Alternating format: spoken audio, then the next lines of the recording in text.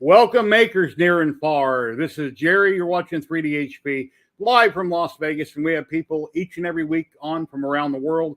We have great makers out there. Some of them don't have a voice, and they don't do videos. They don't scream, but they like to drop in and show off their projects, promote what they're doing, and that is very welcome.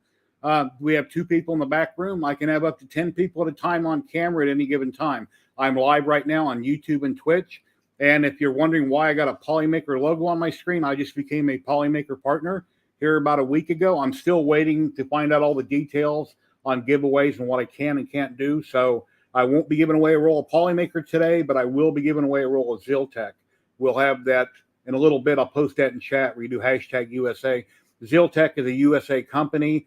Their filament is made by their plant in China that's shipped to the U.S., and they ship to U.S. only. If your order is big enough, they will ship to Canada, but not for small orders. And without further ado and further delay, as I would say, let's pull in the people in the back room and we'll get going. Hello, Matt. How are you? Yeah, I'm all right. A little bit backache, but otherwise I'm all right. Kenny, what's going on, buddy? Doing all right, man. Doing all right. What about everybody else? Video looks great. Hello, everybody in chat. I just showed on screen going down the row. Shenanigans 3D. Hello, hello. Stephen Poole. Hello. Thank you very much. Pete. Hello, Pete. How you doing today? Yeah, I'm working on my alien project. As a lot of you may or may not know, Wicked 3D came out with a diorama for a xenomorph alien, and I printed it in 3 pieces. I resin printed it. It's about that big. Well, I'm going to do that 7 foot tall. And I put out a video a few days ago. I burned through 5 rolls of Polylite black PLA from Polymaker, and I have a handful of parts. And actually, it doesn't appear to be that many parts. I've got anywhere from 10 to 15% infill. But here's a piece of one of the feet. Just for giving an idea, it's going to be 7 foot tall. That's part of one of the feet. So I'm waiting to hear back from Polymaker so I can hopefully get 10 more rolls to keep going so I can complete the body, the leg section of the model. Synth 1221, hello, hello. How are you doing today? And yeah, it's going to be an awesome project. Well, that's what I'm currently working on. I've got some filament in the mail from Ziltech. I've got some red and orange dual color. I'm working on a video. I'm trying to figure out what to make, actually. And then I got a roll of their, it's a rainbow filament. And I'm working on a video. And there's a little ghost I did with a 0.6 nozzle in the Buy and Do Labs. I'm kind of like looking online, trying to figure out what should I print to make this next video. So if you guys have any great ideas, maybe a Halloween theme on certain things I should print that I haven't already done in the past, I would love to hear it. So it's very hard to find something new for Halloween. Yeah, it's hard. I was looking for the one with the feet like Uncle Jesse did, where they pop up underneath it. I did find one model on printables where you print the feet separate, you snap them in. So maybe I'll do some of those. I'm not really sure, but looking for some new ideas. And yeah, it's been a great week. I know Earth wrapped up last week. I've seen a lot of great videos from everybody. Zach, way over in Sweden, even came in. And also, I got to see Rob Mink was on camera, guys. Do you see Rob Mink in some videos? It was really cool seeing him and what he was working on. And speaking of Rob Mink, I think there's somebody here to see us. There he is himself, the baby belt guy, Rob Mink. How you doing, buddy? Doing well, thanks. Hey, it's weird. How are you doing? I'm actually feeling a little under the weather today. So yeah, me too. I'm just kind of taking it easy. I slept from like 9:30 last night until about 2:30 this afternoon. So. Oh man, how dare you speak like that? I had a fever. I barely get like 3 hours of sleep, and that's a good night's sleep for me if I get 3 hours. Rob, I got a question. Like an hour and then I'm up again. Rob, I got a question for you. Yeah, Kenny. On your mini machine, can you print that? And on your mini machine? Maybe. Just that came out really good, Kenny. I'll show it later. Yeah, Rob, you look zonked, but I seen you in Tripod's video yesterday, and I shared that out. It was nice seeing you on camera. Well, thanks. Yeah, no, I don't know. I don't interview well, apparently. Oh, you done great. Just be yourself and talk like you're talking to the person. Ignore the camera, and that's what you do, just like you come live. Just sit here and talk, and yeah. Yeah, you're doing I great. did.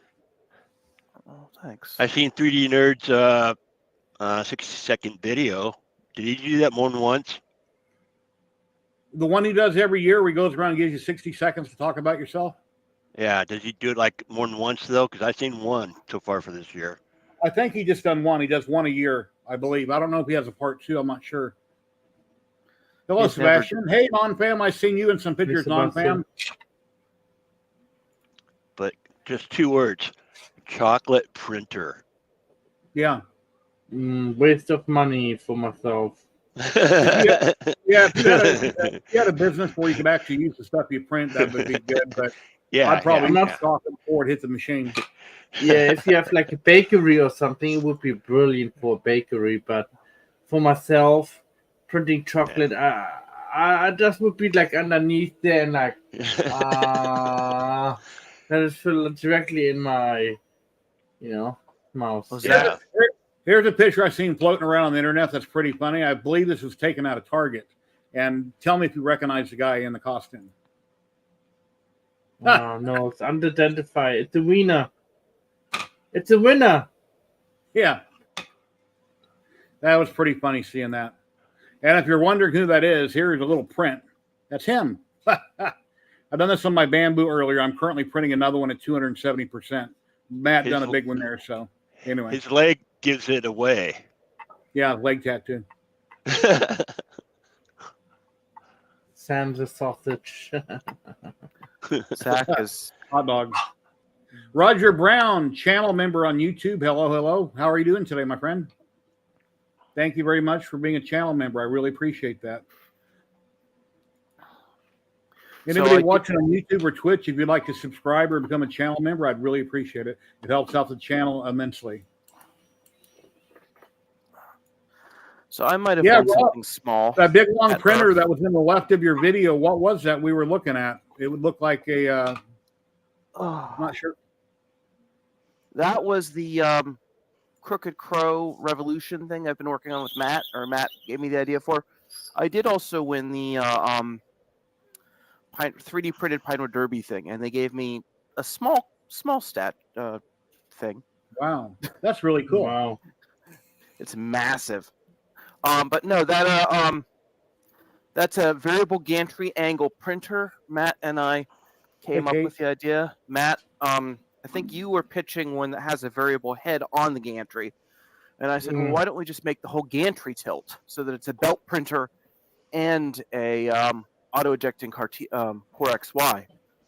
And a lot of people are very, very interested in that. In fact, a company basically tried to steal it off my table as a prototype before like a lot of people saw it, so that they could get it to market first. That PO Poly printer that's running on magnets with that invisible filament blew me away. I've never seen invisible filament, and they're printing invisible benchy. That was so cool. I can't you see wait the table? You see the table? Yeah. Wah, wah, wah. That was pretty yeah, but I'm tempted, man. I've been looking at that one real hard. Yeah, I think it's going to sell for around $1,200 pre-order and $1,900 normal price or something. Be cold. Yes, that'll be really cool to see that one's printing. I haven't went to their website and looked at it, but yeah, anybody that was at Earth, please come in on camera and tell us what all you've done or what you've seen or didn't see. We'd love to hear from you. Hey, Tripod, how are you doing? Thank you for that awesome video you did, Tripod. I'm so glad that your audio was perfect this year, because I remember last year it was kind of a bummer because you had audio problems. But I love seeing that video, and I shared it out everywhere. Thank you, my friend. Hello, Joe. How are you doing today? Here's a bunch of those. Sorry. Derek over in the UK, Dell Lost Logos Printing. He's doing a really big Hulk right now. He did the Iron Man you might have seen a while back. Well, here's a foot for one of the Hulks that he's working on. It's probably going to be, 10, 12 foot tall. It's going to be a really big Hulk. And that is really cool. He's looking for a filament sponsor at the moment. And I guess Gloop is going to hook him up with some Gloop that they're shipping to him. But that is going to be huge. I can make one about right now 24 centimeters square. And that is five rolls of filament. where I had, okay, and actually that piece that says number 8 on the right side, you see something there? That is a tree support I forgot to pull off, which I did since I seen this. But yep, that's 5 rolls. I got 10 to 15% infill. And you know what? I'm thinking when I do the upper half of the body, maybe I'll try lightning infill. Maybe that will work. And then I can pretty much leave it hollow when I do the upper part of the ale, and that'll save on a lot of filament. Got any plans for support when you're going up? Because I know you're going to have to support something. Yeah, it's going to be pretty heavy. That's why I'm trying to go with lightning infill. Maybe it'll be light enough. If not, I might have to put a post on his chest to support it. So because the As legs building get it. done, it's going to be a great big key on the legs, even though it's cut up in Yeah. Luban. So I'll have to see how that works. Yes, Hulk smash. I It's can't supposed to be wait everywhere. till we have the printer ready because I already have a company what messaged me that want that I do a proposal for the printer and not proposal and like show them what it can do, like a demonstration they want. Mm-hmm. Yeah. No, I did most of the wiring night before last. I just have a broken thermistor, and then Clipper should lock in and be happy. And then I just have to do the scripts and wire the right motors to the right place, and just do software tweaking from there. But Cool. it's all wired up for the Project Revolution or Crooked Crow or whatever we're calling it. Yeah. That's for the variable angle gantry printer that I had at Earth, the one on the left-hand side of my table, if you're Okay. standing in front of it. And Oh, thanks, basically what we know what the thing will do, you can print in 2 different ways.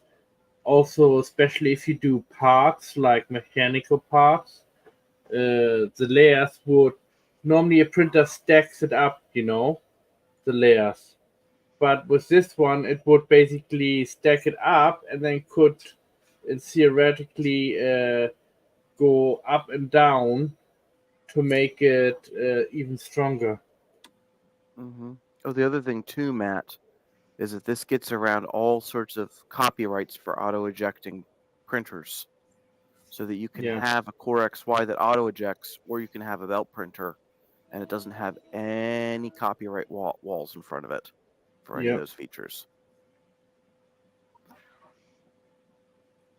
So Cocoa Press was seriously interested in it too. I got a lot of interest in it. So, but sorry, Jerry, I don't mean to dominate your stream with. No, everybody's welcome to say what you want to say. Okay. Anything hobby related is very welcome. Ladies and gentlemen, we've got Josh popping in. Recreator 3D. Hey, Josh. Good seeing you. Hey. Gosh. Oh my God, I was going to say Rob looks super comfortable, but I know he's not. Yeah, I'm about to nod off too, but with backache. Oh. Yeah, Josh, I seen you at ERP. Seen you on some interviews. You've done great. Hope you and your wife had a blast. We did. Thank you. As you can hear, I'm having my own week.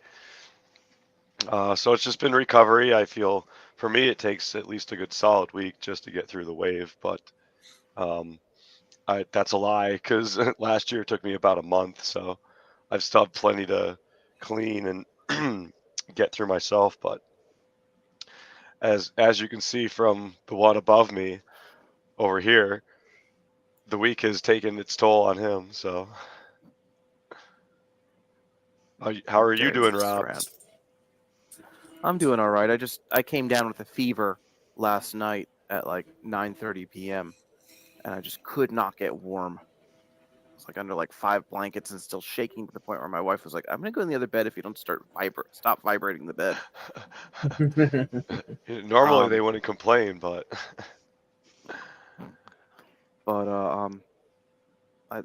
I got a decent amount of sleep. I slept until about 2:30 this afternoon. It's not a COVID thing. My wife is an ER nurse and she sampled my brain tissue to find out. Brain tissues. Did she do that like mummy style? Shove something up your nose and That's the joke, is that the ER nurses, they like shove that swab all the way up in there, and you're like, Wow. you know. But I mean, at the end of the day, Tickle your brain. 20 years ago, but I came back from Vegas from a photography convention, and something's gonna catch you eventually. But that sounds similar to what caught up with me, and it just knocked you good. Well, if I went to Earth, I'd have hand sanitizer in my pocket, and every time I shook hands or fist bump, I'd just clean my hands again, just to be your hands safe. would be wet 'Cause you all don't- the time.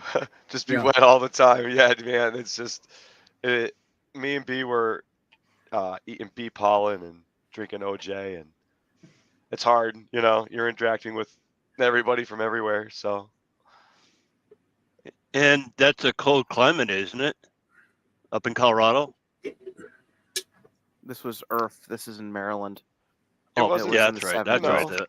It was Yeah, I pretty forgot. good weather-wise. I mean, I think they always say too, like depending on if it's a week before or a week after, their weather can be significantly different. And I'm from Massachusetts, so our joke is it could snow tomorrow or rain or be 80 degrees.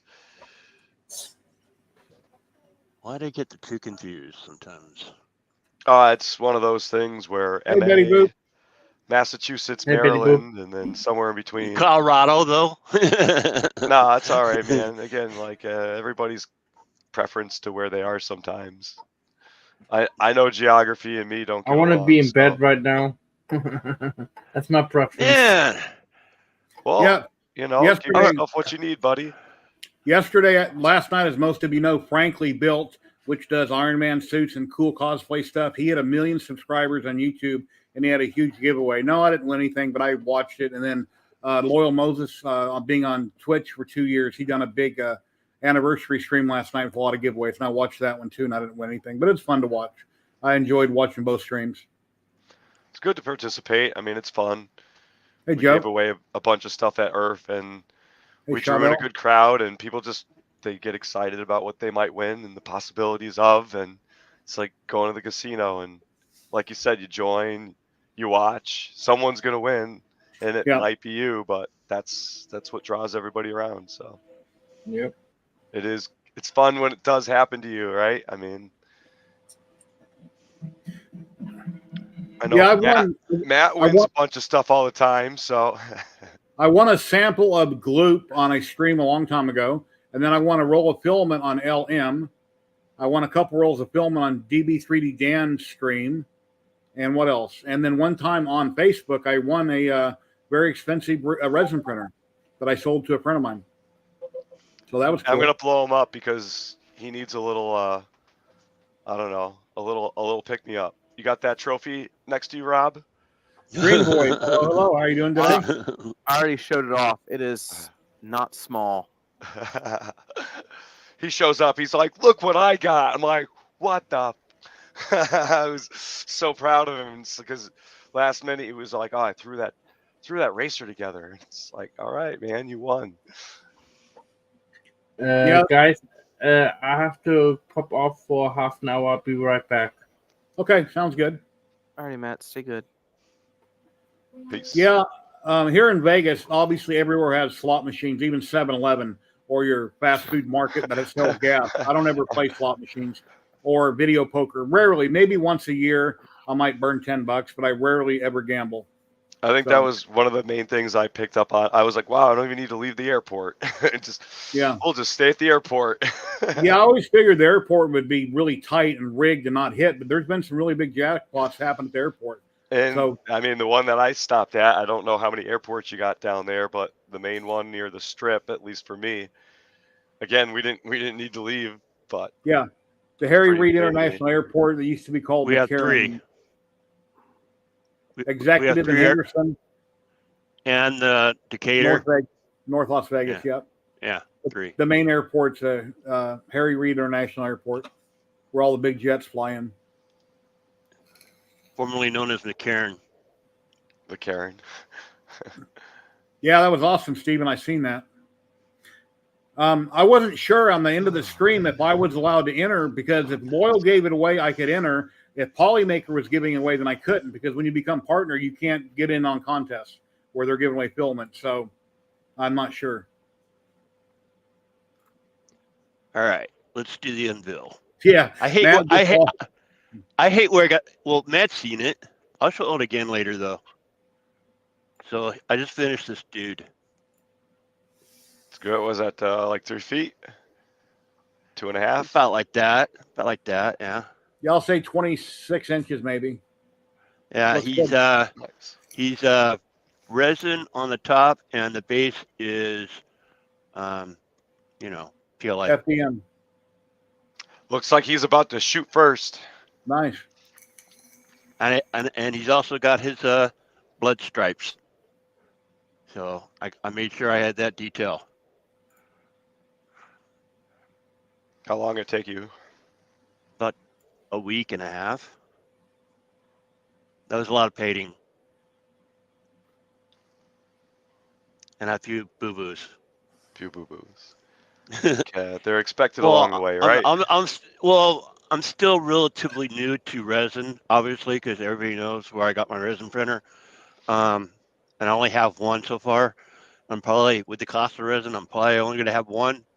So, yeah, I Does had add two up. part. I had two Thank you, parts. Chris. I had two parts hooked up Thank you. together, and I printed two parts, one part twice. So, there's going to be a mistake in resin. I'm going to make it. And if anybody watching would like to help me out, and most people here buy Polymaker, if you use my link once in a while, there's no discount, but it does help out the channel immensely. If you would help out at my affiliate link, I'd really appreciate it.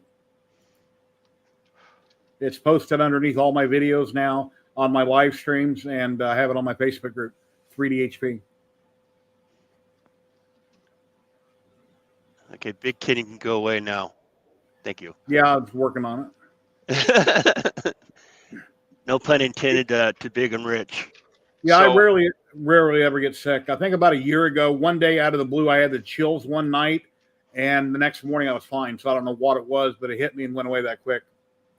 What Rob right. has, I've only had like once in 40 years, and that was 20 Okay, Dusty. years ago. All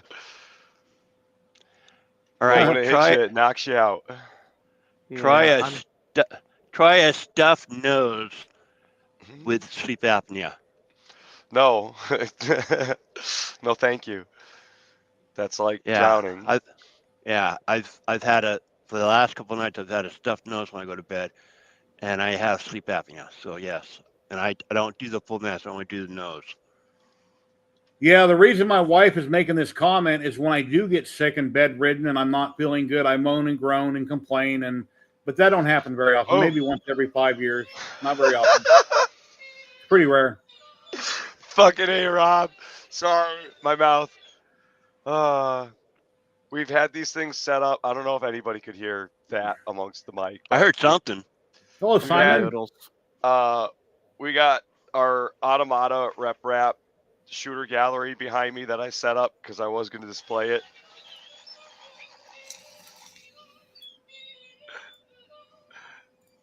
And we joked randomly at the show. We don't know how we've got it wired up, if it's the units themselves in some daisy chain amongst how the light hits the units randomly, or if it's just some weird bypass in the electronics. But they were going off randomly, and we were joking how, it's not a bug, it's written in.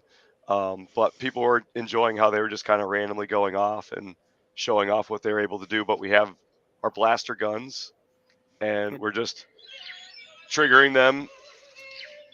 Oh, cool. Yep, we had that set This up. guy next to- didn't travel is well, cool. so luckily, by the skin of our teeth, we got there. We got him hooked up the night prior. Rob was being a goat, being a boss, and getting everything done like last minute, and everything worked out great. It was actually Dale. one of the more fun experiences for people, and the kids were really loving it. So it was fun to have something for the kids to go over. And Hey, Brian. so all the Is that kids something just that's go Is ahead. that something that's going to go out to the get released, or is that just a one-off? Well, it was one of those things. I left Earth last year I loved Chris's Basement's crane machine. I saw how everybody was just hands on and wanted to play, and once you're playing, you might get a reward. So, we're talking about our reward systems and. Let me interrupt real quick. Ladies Yeah. and gentlemen, we got Zach popping in from 3D Prints. And where was it? He lives in Sweden, and he flew all the way to Earth, and he was at the show. Yeah. He done some great video content. And here he is, guys. Here's Zach right now. Yo, what's up, guys? How you doing? Hey, Zach. Going Great on, to Zach? see everybody on this side of the screen. It's so weird. It was amazing. It was. I just last week, 6 hours ago, we were having fun at Earth, right, Josh? I don't know where the week Rob? went. Crazy Kenny, week. were you also there? Who? Josh? Zach, Kenny, I was there. We hung did out. you take this picture, Zach, or did Tripod? No, Tripod was somewhere else. I think he was at the arts section looking for something for the death races. I'm disappointed that Sam didn't wear that the entire time. So. Yeah. No, but I was actually thinking about it to buy this suit. It was only $20, but then I saw how big it was. I was like, I ain't getting this one in my suitcase. Just say, hey, Sam, run up and down the aisles. Let me tape you running up and down the aisles and that. That'd be funny. Traveling back home with fun additives is definitely a challenge. I know that's some of these we're just showing off aren't really working the best right now because you kind of just once the show's over, people were like packaged within 10 minutes and I'm still over there like I got 2 hours worth of packing up. I don't know what's going to happen. So Yeah, Rob wanted to give me a recreator with me so that I can show it on video. sure. I was sure. really pumped about it to do that, but then I was thinking like, yeah, but my bags are not that big, and I don't want to pay an additional like $50 or $70 for taking it with me. Although I have here also in Ender 3 that I can also use for that. I really was like, why can I? Paul Chase ended up getting it instead from Nova Labs. You look very Yeah. similar to each other. We're trying to find doppelgangers throughout the entire event. So Oh, Yeah. Yeah, you really got to be careful with what you ship back on the plane because I try to, and I'm not exaggerating, a 2.5 to 3 foot tall martini glass in my luggage. Mhm. It was a company Christmas party in Florida, and each table had either like some kind of a glass in the middle as a centerpiece. Yeah. And most of us got so ripped, we took the glass up to our room, and then like next day, I'm trying to shove the damn thing in my luggage, and yes, it got broken by the time I got home. Oh, that's 3 terrible. foot, about 3 foot tall martini glass. Ah. Yeah, So you gotta be careful. I Oh, also that- wanted to buy a bottle of Gloop because it was $30, and I was like, oh yeah. Yeah. But then the guy We're gonna from make Gloop you said, throw that out. yeah, Thank yeah, you for you're going to resubscribing, have a Dark problem with the TSA. And I was like, oh yeah, that's yeah, it's It- what it is. I'm So, just going to super glue everything. Everybody was joking with me. So like I was supposed to have a filament seamer as part of my presentation with Recreator. Yeah. Offered through. Oh my God, the name always catches me because it's like sun with an L, so it's Slunnaz. Yeah. So they actually sent me a unit and a few other units that I was supposed to give out to some makers and personalities at the show, but it got stuck in customs. Like everybody else's stuff gets stuck in customs. Yeah. So the entire time people were just joking with me, not giving me any confidence whatsoever, but they're like, you're not going to get that unit. And I called the other day. I got a saint. I don't remember his name, but it was an officer, whoever works over there was just like, I know that number. Hold on. Jumped over to the next location and I literally have it. I got to go pick it up. So Wow, I'm stoked cool. that it finally happened. Yeah, for me, I mean, when I went from Schiphol Airport, Amsterdam, to the US, not a really big security check, just standard stuff, But when I got from Baltimore back, I had to take my shoes off, which I didn't have to do on the airport, Amsterdam. So it was for me really weird. I was like, oh, that is Check what those they. for explosives. Yeah, like if I'm going to put some, yeah, maybe my smelly You might feet have would some be gloop in there. explosive.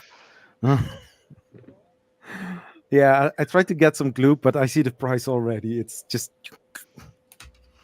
yeah, it's what it is. Did it really jump? Good. It jumped overnight from the weekend.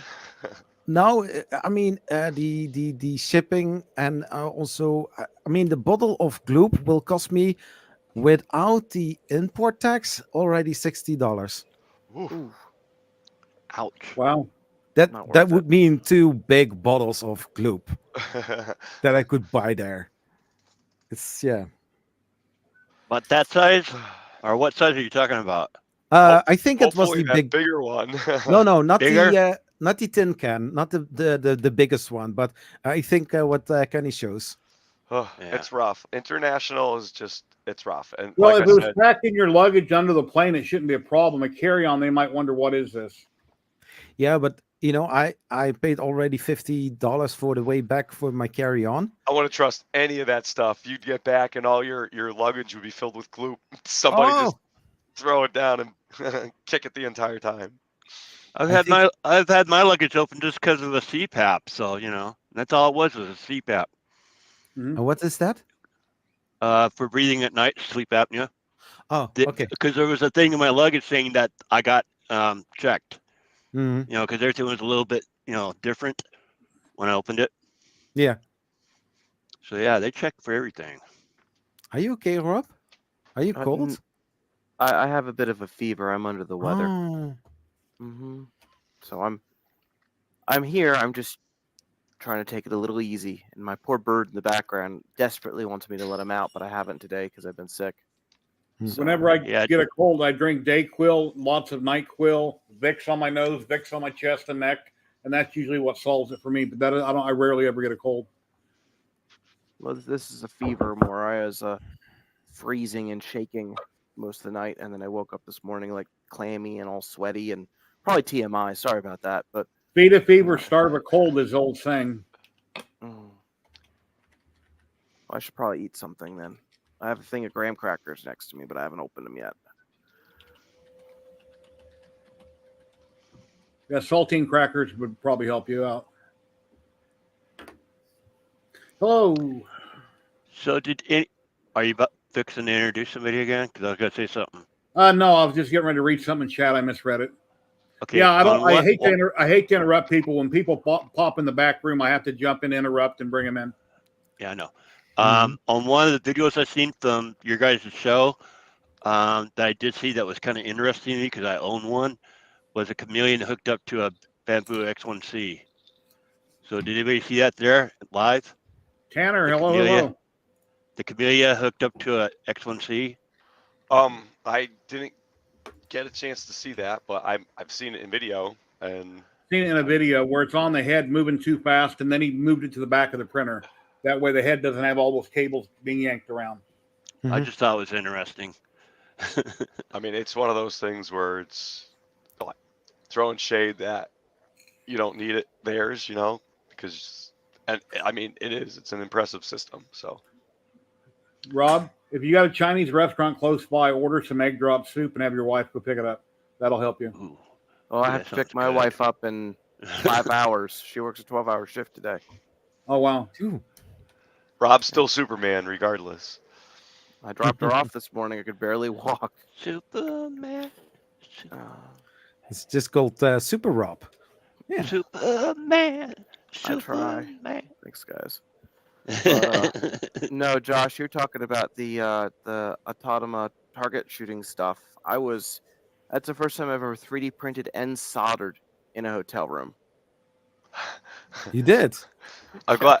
Yes. I wish I could grab the photo real quick. Like anything else, I got locked out of all my accounts last weekend, and now in order to get on the stream, for some weird reason, I can't see any links on my browser. I had to reset my browser and all my credentials and stuff.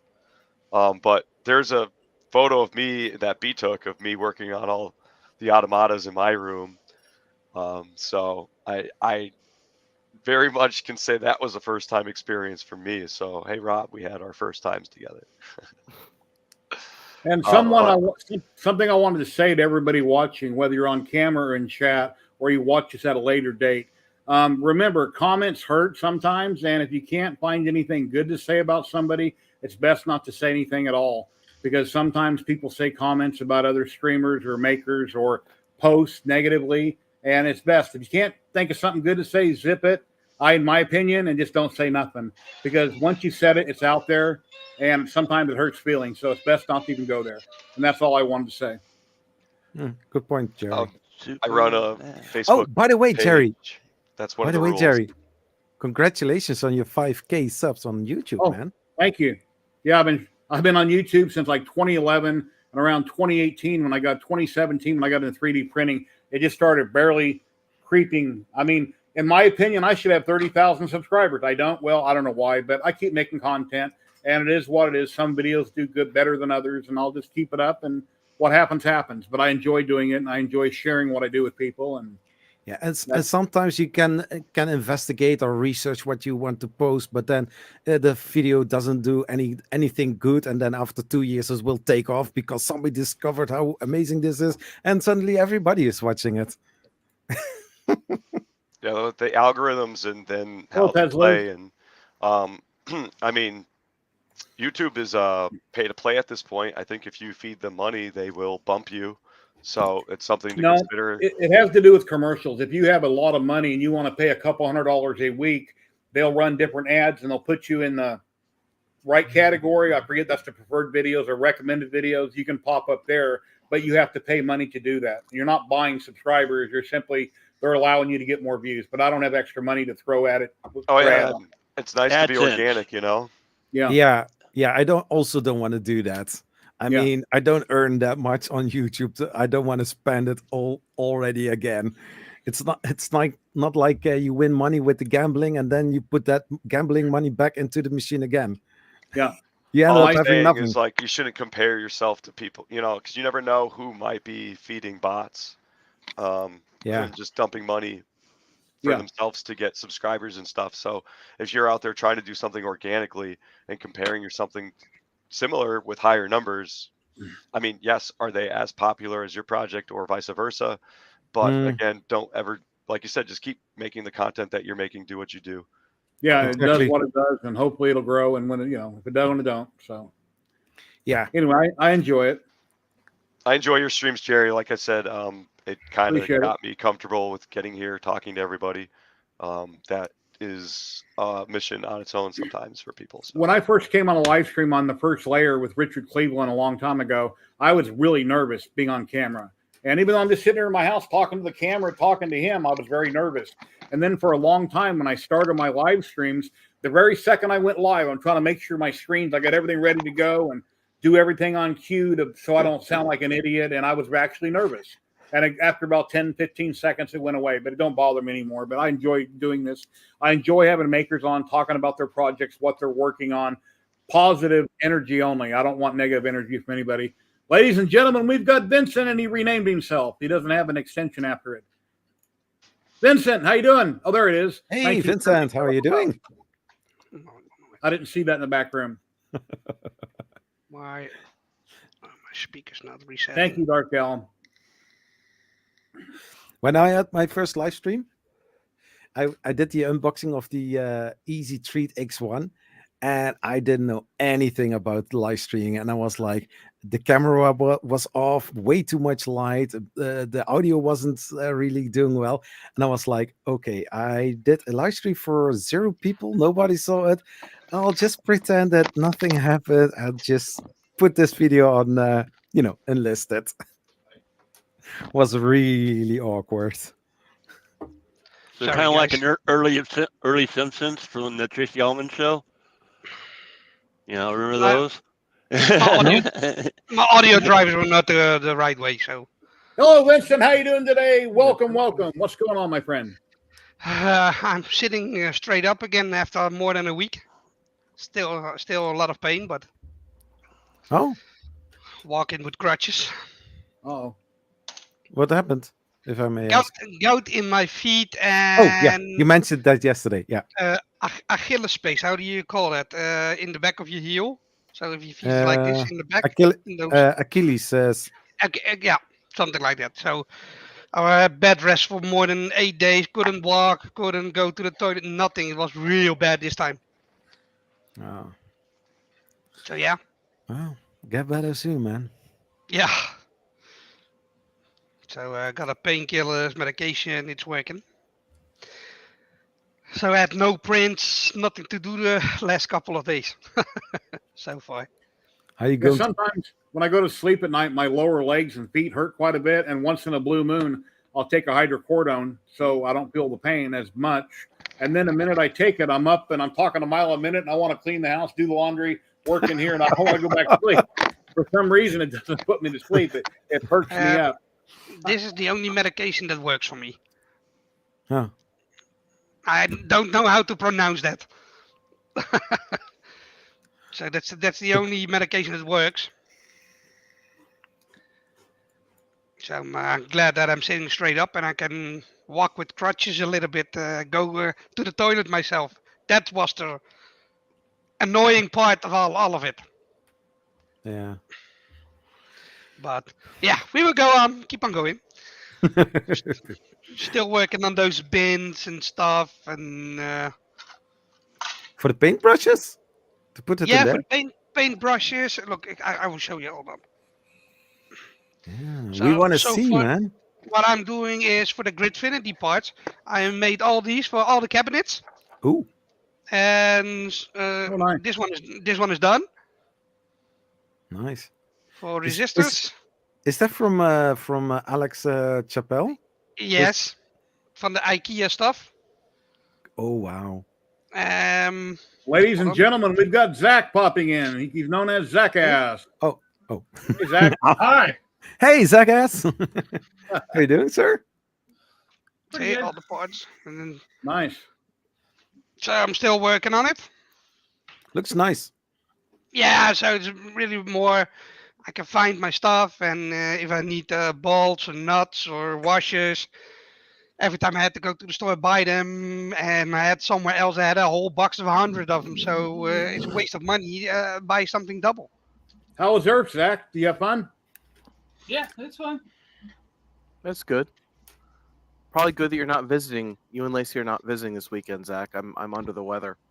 Oh, Hmm. we got the con crud. I think actually I got whatever my family had when I was at Earth. So I came home for it was my welcome home present. It sucks. Welcome home, Daddy. Let me give you a big hug and cough on you. So I think Matt asked, or I don't know, someone asked. Anywho, for as far as what we were at for the rep gallery shooter, we were considering as far as people's opinions and stuff and how it went, if we were going to be putting it into some sort of board, possibly with PCB way. So Josh at Alien 3D's partner, who does the maker boxes, Mm-hmm. reached out afterwards and pretty much was just really excited about that. So yeah, it might be something that we're working on, get it a little more polished up. That's all going to be on Rob's end, but that's got nothing to do with me other than presenting it and pushing the idea. That is so cool having that gun, and you can activate it. You shoot the target, and it activates the toy. The kids were all over it. The parents were all over it who had kids, and I'd be all over it. everybody just came up. At first, some people were intimidated, and B was manning that table, and she'd just be like, "Oh no, just pick it up and shoot." We had two of them, so you could show somebody else what you were doing, and they instantly picked it up and they're like, "Oh, cool!" And that was the whole point, like again, we saw Chris's basement's crane machine last year, and that really inspired me to just have people that they love the interaction, and That's shooting a laser light, so obviously you got to be careful not to point at somebody, right? I had that little display, no aiming at people's faces or anything like that. But from every single time that I passed by, I saw always people there handling those laser shooters. It was fun to watch. That's how I felt about Chris's crane machine, and unfortunately he didn't bring it along. He had some epic guitars this time around. But when I noticed too, there's a lot of families that had brought their kids, and the kids were very, very like anxious and excited to see everything. But the second that they could grab something that they wanted, they latched onto it. But they gave that like attention to the toy, which allowed the parents to give attention to, you know, their questions and getting answers back from people. So I think like next year it'd be cool if we could everybody just bring a tub of toys so that the kids got something to Yeah, write yeah. through. But also because you were very close to the droids, that also took a lot of attention from the kids. I mean, honestly, it was kind of I love the fact that like the Rep Rap Festival is what it is, and the more that we interact with each other as far as sponsors and just, you know, Rob was next to me. We joined forces to do the one next to us, so it was like a corner, and to have all the robots there was actually more exciting for me because it drew more to that corner. That corner was just bumping. So yeah, that from all the parts that I saw, that corner was always very busy. Yep. Also, I mean, because of the Solvo and the. I went into the middle. I was very overwhelmed to go into the center because that's where a lot of the bigger presentation booths were too. So a lot of people wanted to be over there. So I just plugged your keychain, Josh. I put that link up. You want to tell people about it? Nice. Yeah. So it's just I had a live talk on Sunday, and I was talking a lot about recycling. Sorry, I'm also kind of under the weather. But by the grace of God, I got my talk done, and it was phenomenal. But it was about how we have so much waste going on in recycling. About, you know, anybody who's doing color, AMS, MMUs, you got about 50% in your waste. And right now, we don't really have a great exchange of being able to get stuff recycled easily. The next day, literally, Prusa put out a blog announcement about teaming up with Precious Plastics, which just blew my mind. I instantly felt acknowledged. With that, they also did looking for keychains and stuff. And so one of our keychains was actually just a Rep Rap recycled keychain. And so it was kind of an instant. I'm going to upload this because people were super excited about it. So that's up on Printables now as part of the contest. So if you give me a heart, I would love you. Maybe I'll get a roll filament or add that to my Prusa points so I can get a Prusa Mini. But a lot of people didn't know that the cap comes off, makes a little storage container. So if you got some pills or your favorite flowers that you put in there, and I thought it was so that's a hot printed glued on. cap. That's not a Coca-Cola cap. I got Coca-Cola caps. So the whole point of the campaign or the project too, as far as the contest goes, is trying to come up with different colors and such that you can also put on there for color coding your keys, different key sets. So yeah, amongst that, you could have different brands of soda bottles that you prefer to have. But yeah, you got these like polar bears, different colors. And so it's just nice to be able to show how you can also take different elements of what you're doing, trying to save things for recycling and stuff. Like one of our community members, Dr. Mason, he showed up, and like Rob won the Amazing Derby race. I didn't, but Dr. Mason made this incredible Derby racer completely out of Pet One. So his tolerances are insanely dialed in. And so it blows my mind that we're getting such great tolerances literally out of our trash. So hopefully Recreator and JRT 3D made an impact, and I had a lot of community members come out and support us. So that actually allowed me to go out and interview people. So I hope to have that out sometime this weekend, if not this week. So, Very nice. I got something to show from Earth. Good. There's these guys I've seen at Earth and Murph, and I think Rocky Mountain as well. The Fisher twins, the older couple of guys are twins, and they always have really cool stuff. You might know them because they had an Ender 5 that had a, they called it, I think, the Pentastar or something. It was a head that had 5 hot ends, just E3D hot ends on a rotary. Yeah, I've So seen Yeah. that. it would Yeah, rotate. So one of the guys was showing this. This is his solution for multi-material buffering, and it's so dumb. It is so incredibly dumb, but it works so incredibly well. So you notice this is kind of a big tube, right? Yeah. So Oh. small tube pulls out of the big tube, right? Yeah. Raid coming in. Hold on, Zach. Welcome, Raiders. Welcome. Free Heathen is raiding in with 23 viewers. Welcome, everyone. Welcome, Free Heathen. I hope you had a great stream. If you're on Twitch, please consider following. I'd really appreciate it. My name is Jerry with 3DHP, and each and every Saturday, 1 p.m. Pacific, I go live on YouTube and Twitch. We have makers on from all over the world. We talk about 3D printing, resin printing, CNC work. What else?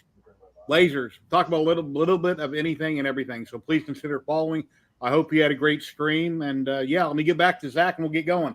So please hit that follow button over on Twitch. I'd appreciate it. If you want to subscribe to your Amazon Prime, I would love you forever. And yeah, thank you very much.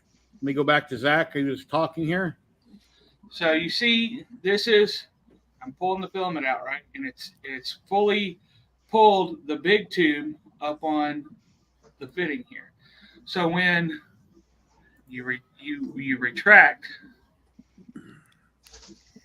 it doesn't push back into the spool.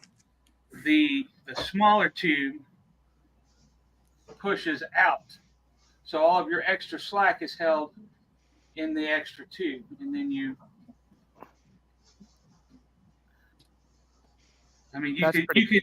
could see right here, this fully explains how it works, right? Yep. Mm-hmm. That's super cool, Zach. That actually helps me out with an idea that Josh and I were kicking around the other night. I mean, you know, the amount of trouble, the amount of headache, the amount of money spent on printing and making these complicated filament buffers and filament rewinders, and the solution is a small tube in a big tube. So this is what I love so much. A lot of this stuff breaks my brain, but like you said, it's a simple solution. And here we are with people who are, I don't want to say people just overcomplicate things, you know, but we overcomplicate things. We want to have things be a certain way, and we get locked up in how it could be when we're looking at stuff like that, where it's just, I guess, basic,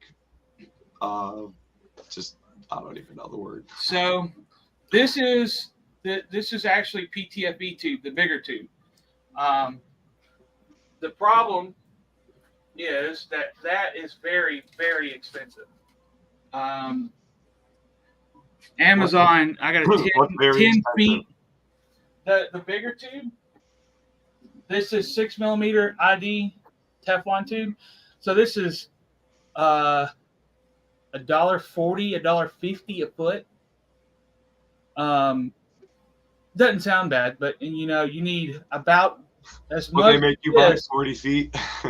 Right, you buy 40 feet, and then that's a lot of money. Even on AliExpress, it's expensive because this isn't used for much. Regular size 2mm ID, 4mm OD Teflon is cheap because we use a ton of it in 3D printing. But this size is kind of niche. So I have today a 100 roll foot of 1/4 inch inner diameter polyethylene waterline that was $20 showing up today. I was going to say, Zach, couldn't you use like industrial pneumatic tubing? Yeah, that's basically what it is. It's polyethylene. Okay. The thing is, you want to use something that's kind of stiff, I think. I don't think you want to use something real soft like silicone or vinyl. I think this is going to be just right, the polyethylene stuff. Because like I said, it's like water tube. It's got a similar kind of feel to it. So I think. Thank you for the follow. Thank you very much. Volx Forge. Thank you. Or Voxel Forge. No, Zach, that's pretty cool because Josh and I were talking about a way that we could like put like 8 or 10 strands of like remnants and have it auto feed into a printer. And what you just showed me might help that a lot. And I literally have no idea how it would help. So I look forward to the explanation because, again, I mean, it's like a pneumatic thing, kind of, right? Like basic pneumatic, or what would you describe that function as? I mean, that I would call that telescoping. It's just a telescoping reverse Bowden, basically.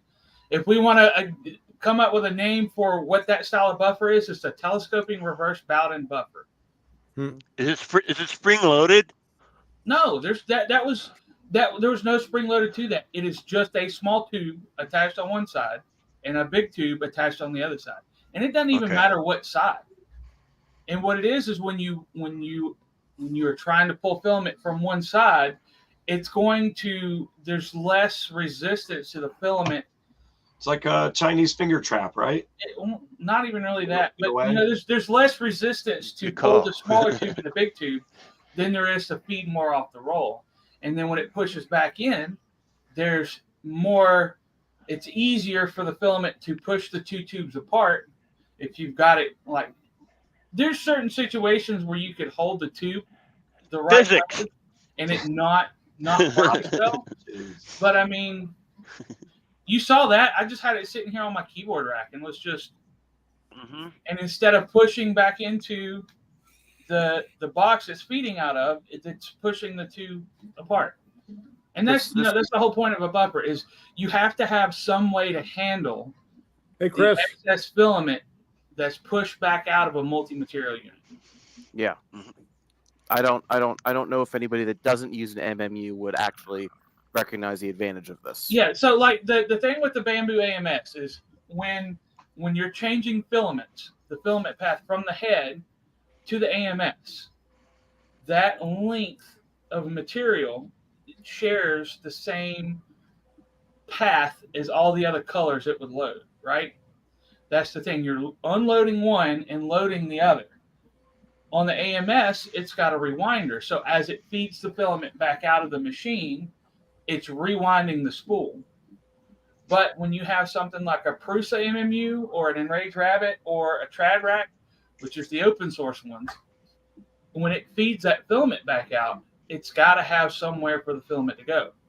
The Prusa MMU is easy because you only have this much length, this much of a path between the MMU mounted on the top of the machine and the Prusa head because you only have that Z. But like I'm building this out on this Voron, the 2.4, so I'll have like 3-4 feet worth of material to get back out of the machine to where the material changer is on top. So I have to do something with the filament that's from here to the filament changer. I can't push it back on the roll because it's going to tangle. I don't want to spend the money to build 19 because I'm going to have 19 lanes on my filament changer, 19 filament rewinders. Like nobody's got a good open source design yet for a filament rewinder to work with an open source MMU. But even if they did, I'm not building 19 filament rewinders. It's ridiculous. But having 19 tubes hanging down behind this, which costs basically nothing, is perfect. We've got 61 people watching between both platforms. And people that dropped in late, the reason I got a Polymaker logo on my screen, I have been made Polymaker partner about a week ago. I'm still waiting to find out what I can exactly give away, and I know what I have to share as far as for forms that I fill out or I give to the winner, but I need to hear from my rep with Polymaker, which is not Nick, it's someone else, on what I can or can't do. I was going to give away a roll of Polymaker today, but I'm not sure if I need to give away one at a time, two at a time, how that works. But for sure, I'm giving away a roll of Ziltech filament today, just to let everybody know. And I'm working on my 7-foot alien project, a xenomorph alien from Wicked 3D from the movie Aliens.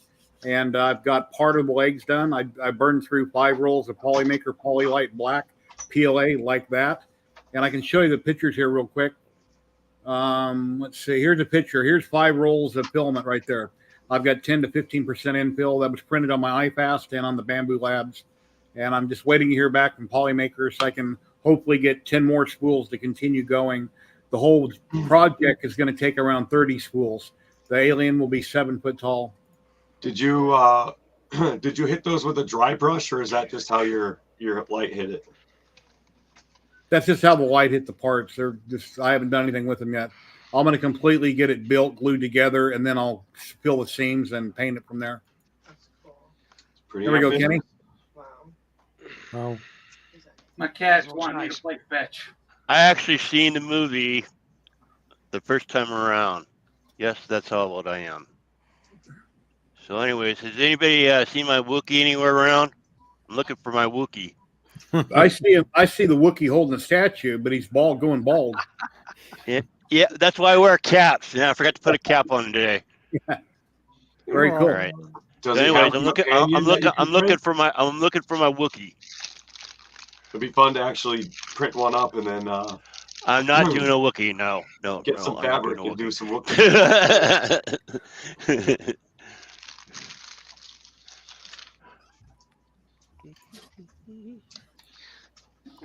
And I'm printing out a larger Sam Prentice right now, 270% scale. No, we I've don't got- need another one. I've got a little one. I did this right before the stream. I'm printing out one at 270% right now. Those So I'll have actually another came out can. super cool. I don't know how one sneaked into my bag. Then I can put him on a stick and he can kind of bob across the screen. So then we'll have both the real and the fake Sam Prentice. Those came out super detailed, fun stuff. What do we got there, Vincent? Picked up a new board for my son. ew. Nice. AMD. So, yeah, AMD. Yeah, only AMD. No freaking Intel. I hate that system, man. Don't get me started. So, What? You got a problem? You got a problem with Intel? yeah, Intel. exactly. Yeah, I've got a problem. Nothing but issues. I picked up an AMD 3700 8-core for free. My cousin had one because he switched it out, so this one cost me nothing. My neighbor ordered the wrong water cooling, so I got this one for free. Oh, nice.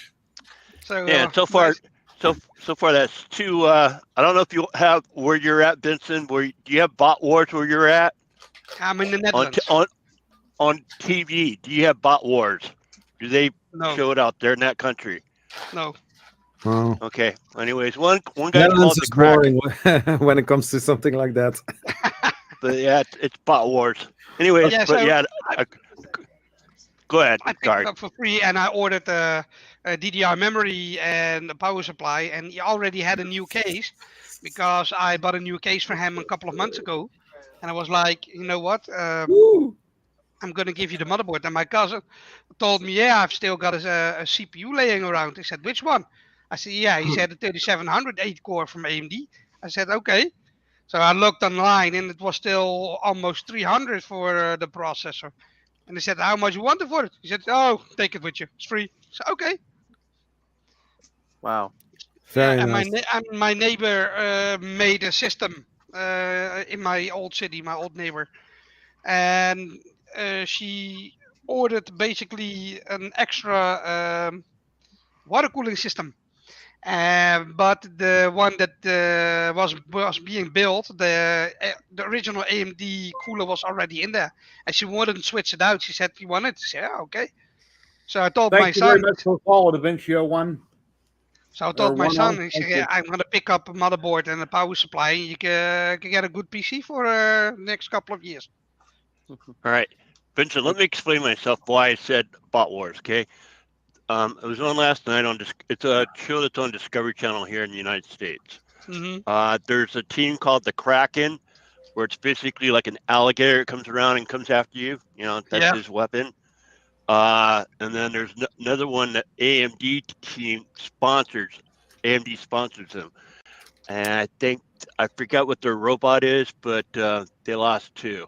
But that's Okay. that's what triggered when I seen your AMD and then I seen the Kraken. Yeah, because one team was the Kraken, the other one was AMD sponsored. Yeah. Well, But Kenny, yeah, they had the Mammoth at Earth. So yeah, and I was lucky with the water cooling. It's NZXT, and his PC is NZXT case. I didn't notice that until yesterday. I was like, No. okay. So the whole system for him to build was about $200. So I'm very much an AMD fan myself, but I've had not so good luck with my 5800X build. I'm on Windows 11 and I'm using a firmware TPM. And I don't know if you guys know about this, but there is a bug with some of the recent security upgrades where what is it? FTPM machines have intermittent stutters because of some bug. And my main board manufacturer, I haven't checked recently, but last time I checked, the motherboard manufacturer hadn't issued a firmware for the motherboard to fix the STPM module. Which I motherboard gotta ask, do you use? with all this AMD stuff coming up, sorry for interrupting. Back a long time ago, wasn't there an AMD processor that you could tweak with a pencil trick? Yeah, that was the XP series. There's a Talked about it. bunch of things Yeah, throughout. Yeah, the, you could do with a pencil. You could do something with a pencil. I remember that. So a long what it time is ago. it's more than just a processor. You could do it on some video cards as well. And what it is it's the circuit that regulates the amount of power that the board consumes. You can trick it into increasing your power limit by using pencil, which is graphite conductive, to Right. draw a line around a resistor to change the way it measures stuff. It's not done yet, but still need some fence in the top. Can't you do that to an ant too? If you draw a circle around an ant, it won't know how to get out of it. Oh yeah, I saw that as well. So I still need to clean it out. There's coming another couple of NVMe's in there, and a couple of SSDs gonna be in there, and there gonna be 3 fans in the top. So I have to clean everything out. I just opened it. I have to do the rewiring and stuff. I have to clean it out. 3D Mechanics is asking how long it's going to take to print all this. Well, I got 5 rolls of filament. I'll talk about that in a minute. Hold on. Ladies and gentlemen, we've got John from Tripod's Garage dropping in. Hey, John. What's going on, peeps? Hey, John. Tripod, what's up, man? Tripod. How's everyone? So I hear you weren't on the aisle when this was taken. Nope, I was. I was just going to say, if you post it a third time, he might show up. I took the picture. Yeah, we were going to go back once he came back. Once we got back to Chicago, he was thinking about buying it, and then he's like, it won't fit in his luggage because I guess it's pretty darn big costume. So It was big. 3D Mechanic, what I was starting to say real quick is that my iFast is printing fairly slow, maybe overnight, 24 hours per part. I've got and that's a 0.4 nozzle. Then on my Bamboo Labs, I got a 0.6 nozzle. Any part I throw on there is banging out in like 7 or 8 hours. So I'm What's able to called print iFast? Yeah, or is it fairly quick. There's been 4 different printer companies that I contacted about this project I'm doing and all the videos and wanting their big nice printer. But Chinese holiday, their holiday came around. I'm waiting to hear back from companies. I probably won't be getting a bigger, faster printer to bang out these parts. So I'm going with my iFast and my Bamboo Labs. I do have a couple other printers, but I'm primarily using those 2 for this build. So we'll see how it works out. And then Gloop has some Gloop coming out in the mail. They're sponsoring me for the build. I got a hold of them, told them what I was doing, and I'd promote them in a video, etc. And they're like, sure, we'll be more than happy to sponsor you. That's nice. I bought a little starter kit. Yeah, mini one. Is that a dual action? It's a little starter kit, but this is usually for I think makeup stuff, but you can also use it for the paintwork. My cousin was using it. Vincent, is it a dual action airbrush? Press No, and then no, single. Get a dual.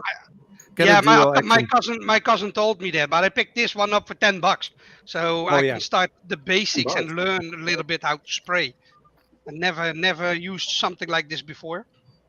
He told me you have to pick something else up. He did a lot of paint work with these things. You need It's a double, terrible. yeah, It's terrible. yeah.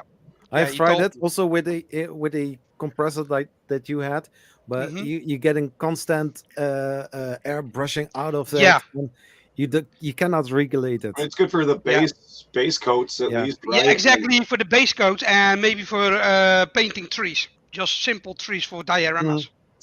Voxel simple Forge, stuff. we have Work three with or that. four. For $10. Voxel Forge, we have 3 or 4 people on camera that are content creators. I don't know that any of us are designers. Zach might design. I don't. Yeah, I the think type of stuff I design is not your normal, like, downloaded off of printables. Like, I do functional stuff. I just completed a project where a guy has a 1965 Oldsmobile 98 that has a What? rubber grommet that goes between the bumper and the body on the car on the tail. Lady, let me interrupt for a minute. Ladies and gentlemen, we got a new man dropping in. We got Doug dropping in. I'm not sure who he's from, but we'll know in a minute. Hey, Doug, how you doing? I'm good, yourself? Hey, Print block printer. Hello. Yeah, I'm that strange person that's making a print block printer, a 3D printer out of printer block to print more printer block to print another printer. Nice. okay. It's a Core XY now, right? Yeah, so initially Print started block out with is a- DVD motors, and now it's the 28 BYJ word salad.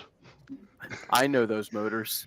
Yeah, it was your tutorial for turning them to bipolar motors that, pushed it in that direction.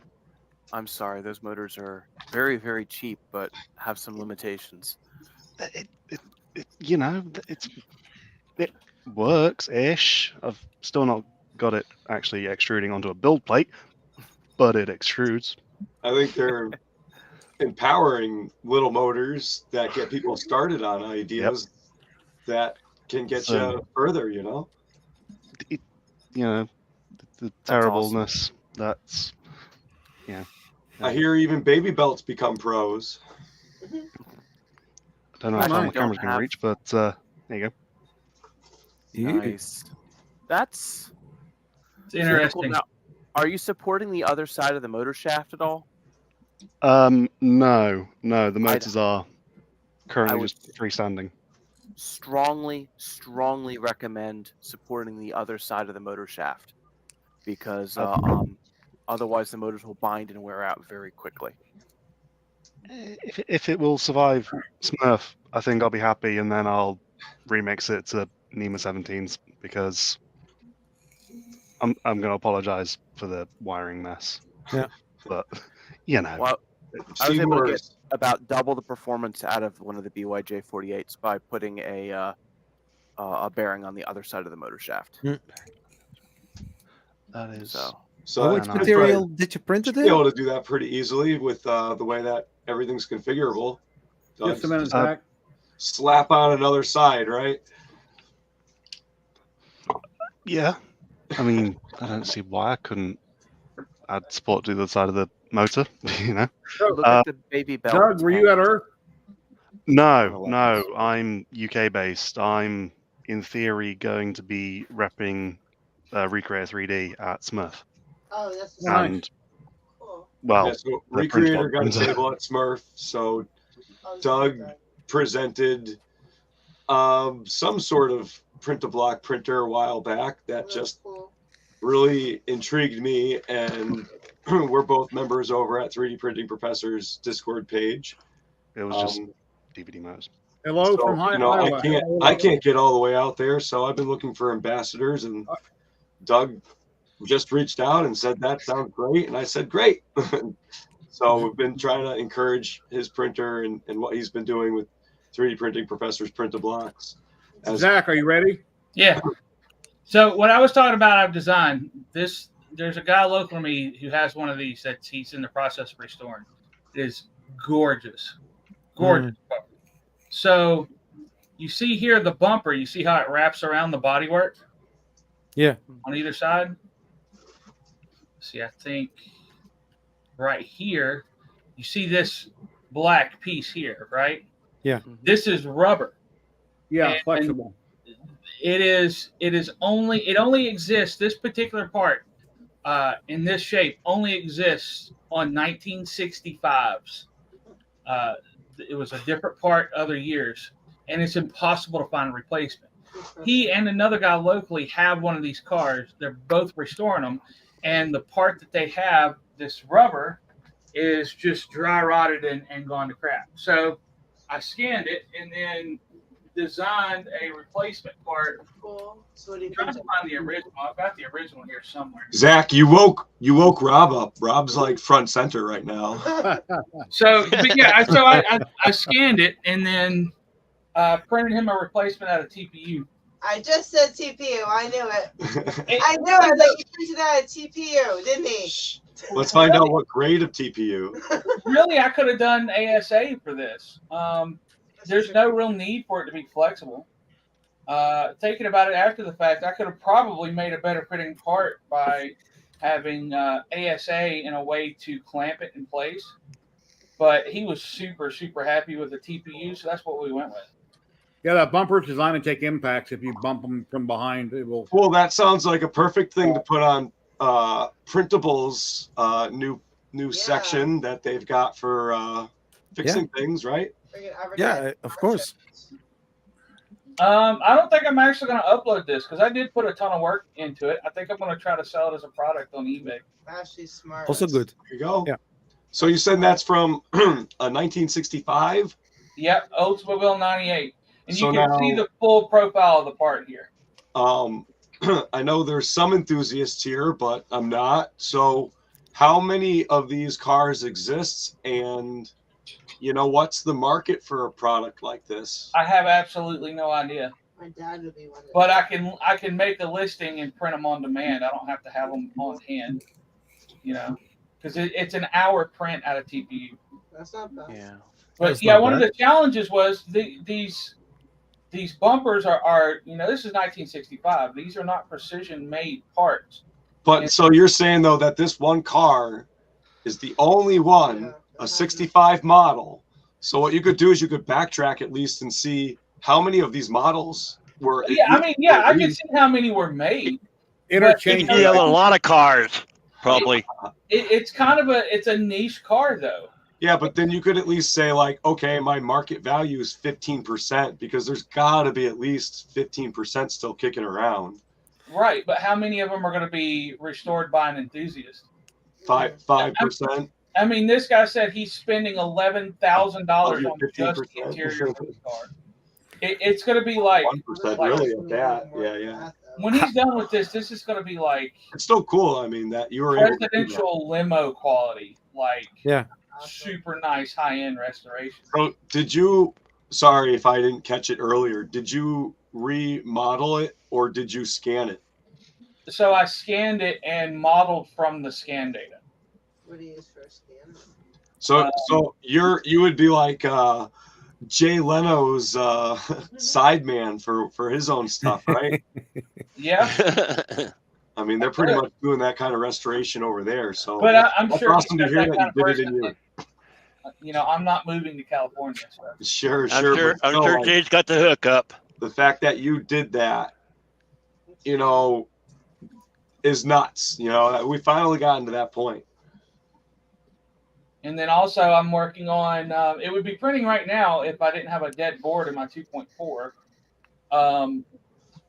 I'm working on a center console dash piece for a 68 Pontiac Firebird. Guys getting a custom center console built. And he wants to mount like a big double-din stereo. And I'm going to load the file in Bruce's Slicer so you can see what it looks like. It's going to be a tricky. Right. Jerry, I dropped a couple links in private chat. I don't know if you saw that. Okay, you want me to share those? Sure, if you want. One's related to what Zach was talking about, and the other one's related to the printer we were talking about earlier. You pop me back up real quick. This is what I was about to show. I didn't mean to cancel. So this is the dash piece for the Firebird. Hmm. And this will be the final test print. So the idea is this goes on the dash, and roughly at the angle you see here. You can mount a double DIN stereo in here, and then this cut out for the electronics. Oh, so that's And I'm printing this out of ASA, and he's going to give it to his interior guy, who is going to sand it and wrap it with carbon fiber wrap. And then he's going to design a center console on the floor to tie into this curve here. So he's going to have a nice continuous sweep in his interior.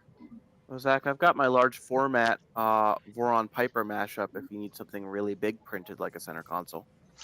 Well, it's going to be printed in ASA, which I don't know if you're set up for that. But it's like in rat rig green there.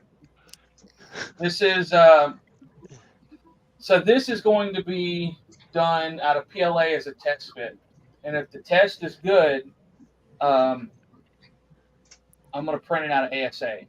That's why I'm doing the Dune Cube conversion on this machine too. So I'll be I have a question because you said you're going to put some of these parts on eBay. Since they're aftermarket, is there any legality to that? I mean, do you need to? Because there's got to be trademark or whatever. I mean, you can't just go, here you go. I mean, there's got to be. Yeah, if nobody else is offering it, you can. Yeah, sure, of course. If it's something that's patented, and I'm infringing on a patent, maybe. But I guarantee you, GM does not hold a patent on that part from way back then. Especially 60 years ago, I'm sure the patents expired even if there was one. And what a market! The design is completely fundamentally different from the original too.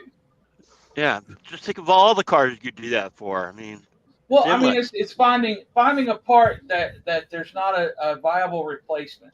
Right. With there's no parts. With a big enough base demand. Of people who are restoring the car. Yeah, like people that collect pinholes. Yeah, there you go. And then you gotta find the part that you can make. You know what I mean? This was, right. I'm the only reason I'm even putting it on eBay. I didn't do anything really to develop the part. I didn't do any market research, none of that. I had a guy say, "Hey, this part is impossible to find. Nobody sells it. Yeah, it is a 1-year part for this car." God, this would be literally. You probably wouldn't even find it at a junkyard nowadays. Because junkyards have newer cars. Yeah, exactly. The newer cars, yeah. All I'm hearing is a sales pitch right now. You got to put this into a commercial for yourself. I mean, really, what it is it's this guy paid me my fee to do the design work. That's where the money was made. Yeah, but you're bringing it into a whole industry again that you're bringing that skill set into that, and I guarantee you probably a small percentage of people who are doing it. Yeah, I mean, that's something that I'm using Mandic's pricing structure on everything now. I quoted a guy because this is like the second job like this I've had. I quoted a guy $40 an hour for design work, and I probably had 4 hours in the design. Sure. I floundered a little bit. I didn't go look at the application. I had the part, and I just trying to make the part. Zach, are you doing this commercially or out of your basement? But that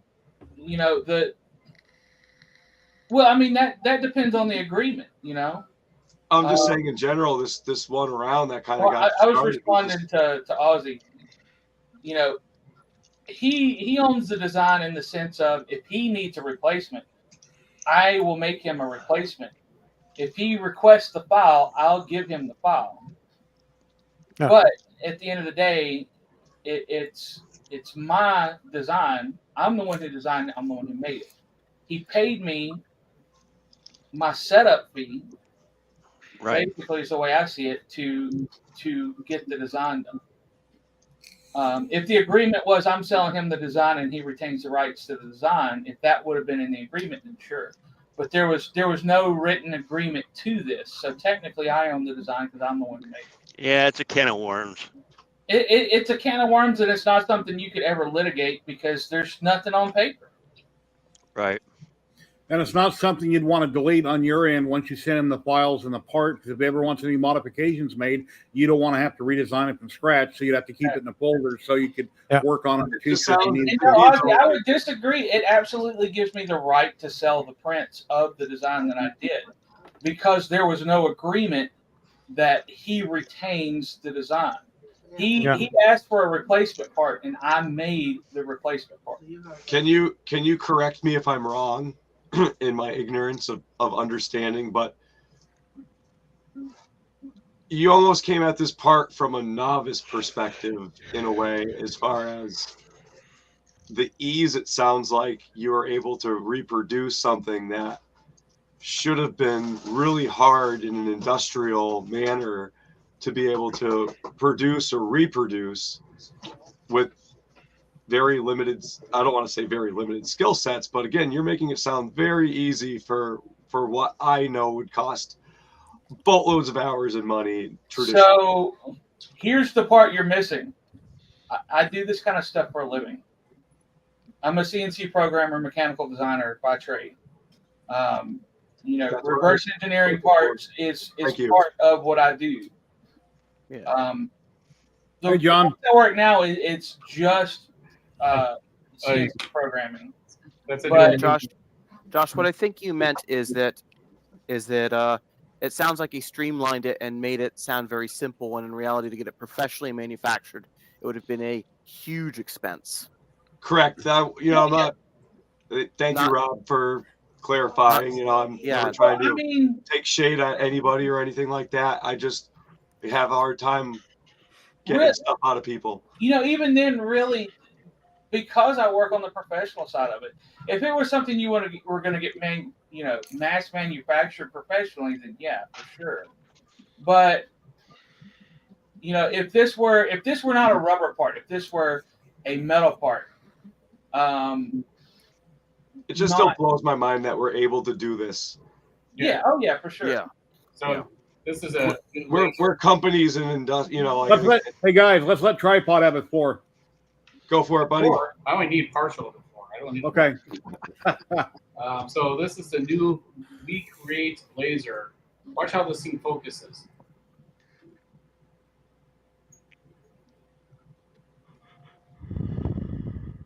Nice.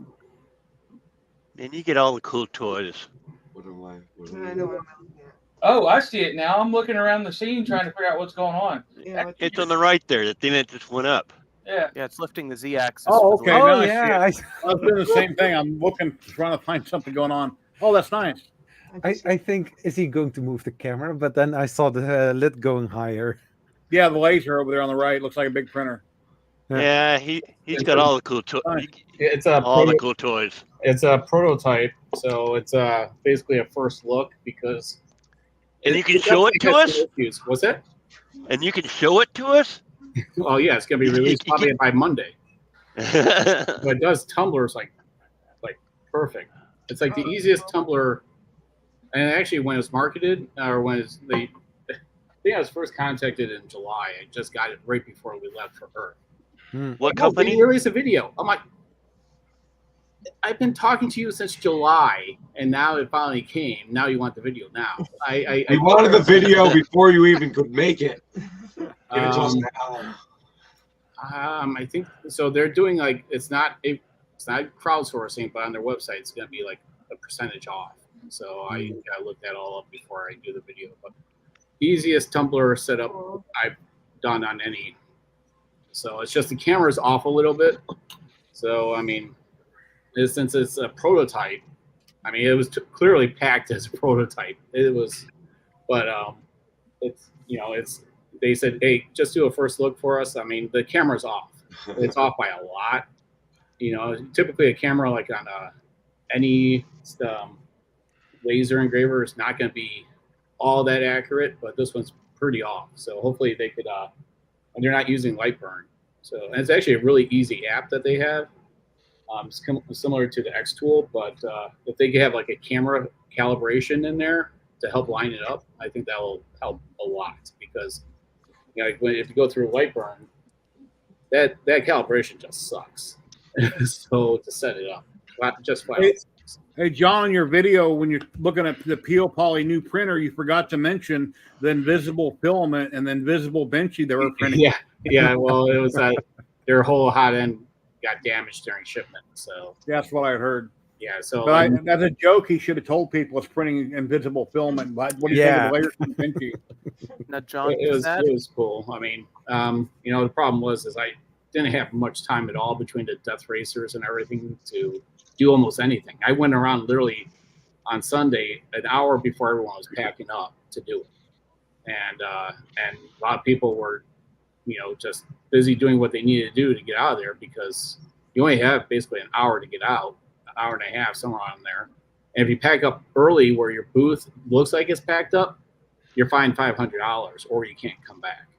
Oh, wow. Yeah, so they're very serious making sure that everyone, because people come in to see the exhibits and everything, and people that come in an hour to where it ends, they have every right to see everything as well. So I totally understand where they're coming from. So, but yeah, that was a pretty cool looking printer. So I didn't even make it upstairs during that whole event, so which sucked. So plus I wasn't feeling good during the event either. So. So I think it'll be a nice printer. The one thing, the more I think about it, I think the extra weight for the magnets kind of overrides the benefit of having linear motors because that's a heavy gantry. You also can't enclose it. How's everyone? Oh, hi everyone. No, it's enclosed. If the magnets get above 85 degrees centigrade, they'll deteriorate. Right, but if your 3D printer is getting to like 60 C, it's going to be a problem. Yeah. Lasers. Even the guys that have the active heated enclosures don't break 70, and it really depends on the grade of the magnets. I think that the N52s that they're using are rated to 100 C. Oh, that's fine then. Yeah. So, someone's selling a leg, an arm, built over bottom. Selling a right leg, an arm, and I'm selling a right leg and a forearm. Ah. I'm going, guys. Man, I'm getting sleepy. So you just got the parts bin built over. Take care, Vincent. Thank you for dropping in, my friend. Vincent. Medication is making me so woozy. I hope you get feeling better. Yeah. Takes a little while, but have a good night, everybody. So good night. I'm also dropping off to watch a movie together with my wife. Later, Zachary. Thanks. See you later. Later. So Jerry, I want to address something I saw in chat real quick. My internet blinked out. Can you hear me? Yeah. Yeah, my internet blinked out on my side. So I saw where somebody said in a company environment, a work for hire, the work belongs to the company, not the author. The thing I think the people in chat are saying that if I made him that design, he owns the design. The thing they're missing is he is my customer. I am not his employee. If you go to a photographer and a photographer takes a picture of you, they own the copyright to their work because you are their customer. They are not your employee. Now, in a work situation where if I had a job and I make something at work, and I think it even needs to say in the contract or the whatever that you agree to work there, that anything you make on company time belongs to the company. That's the way it was with me at Motorola. Well, actually, it was anything I made. Anything I made was theirs. Right. Yeah, and a lot of places that are like that have those kinds of clauses. Because, if it's something you design, you could be using, and I think that's a little extreme, but I can see their reasoning. I don't agree with it, but I can see their reasoning. But the fact of the matter is, this guy was my client. He was not my employer. So, in that sense, I retain the rights to the part unless I expressly agree to assign him those rights, and it's in writing. More money. Make it clear up front, and what you say goes since you're designing it, as long as they're informed one way or another. Yeah, well, I mean, yeah, for sure. But you don't like I said, if you go to a photographer or somebody, Or even I believe it's the same with like an architect. If you pay an architect to design you something, unless the agreement is that you retain all the rights, all the copyright, whatever, to what is created from the process. We currently have 59 people watching on 2 platforms, YouTube and Twitch. Total And then 59. also there's the sense of he contracted me to make a replacement part. He did not contact me to design For him to sell that replacement part. The thing he purchased was the physical part, not the design. So at the end of the day, it's my design. At the end of the day, I'm sure you had a contract, or maybe you didn't, but No, there was no contract with this. It was. Everybody's going to have their own handshake agreement or whatever you've got. So as long as you worked it out, however you worked it out is.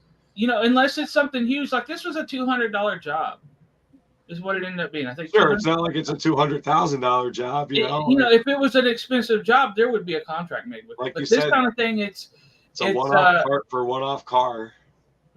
When the thing is done and you have the part in your hand and you're happy with it, that's when you pay me. So I'm taking on the risk of spending my time on making the parts and the material, but all that stuff's cheap.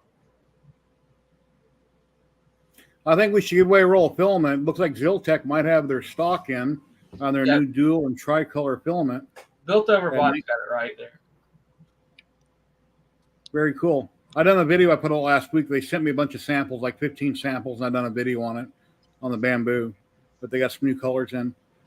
So anybody watching in chat, anywhere in the world you can enter, but it must go to a USA address. So if you like winning and you want to see what your chances are, do a hashtag USA in chat, and you might have a chance to win. Right after we draw a winner, if you haven't won in the last 2 months, because Ziltech gets upset when the same people win over and over. We can either redraw if you don't want the filament, or you can gift it to somebody, or like I say, it's got to go to a USA address. I'll give you my contact information in chat, my email address. Please go look today, pick something out, let me know your full mailing address. If you're overseas, I may need a phone number because someone won. Well, I forget what it was I was giving away recently, and it was overseas, and I had to get a phone number so it could be delivered. But anyway, I don't share your information. I just read it, and I give my rep the info. So let's go ahead and do that drawing. Let me pull up the giveaway sheet here somewhere. I'm using a trackball. Got to drag it over. It's kind of laggy. We've got 25 entries so far. Let me turn off that banner. Okay, the banner is gone till next week. Go back to my comments. Hello, Dan. How you doing today? And here we go. And let's see who's going to win today. In 5, 4, 3, 2, 1. Should I take a drink and go to the bathroom first? No, I'm not loyal. I'm not going to do that. Here we go. Let's see who wins today.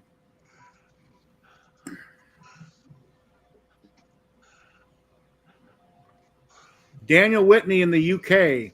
Daniel Whitney in the UK, congratulations. Do you want me to redraw, or do you want to gift it to somebody in the USA? Are you still here, Daniel? I'll take it.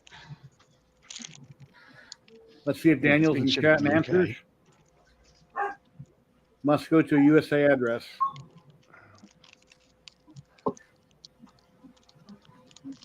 Yeah, Daniel's in chat. Daniel, do I redraw, or do you want to gift it to somebody you know in the US?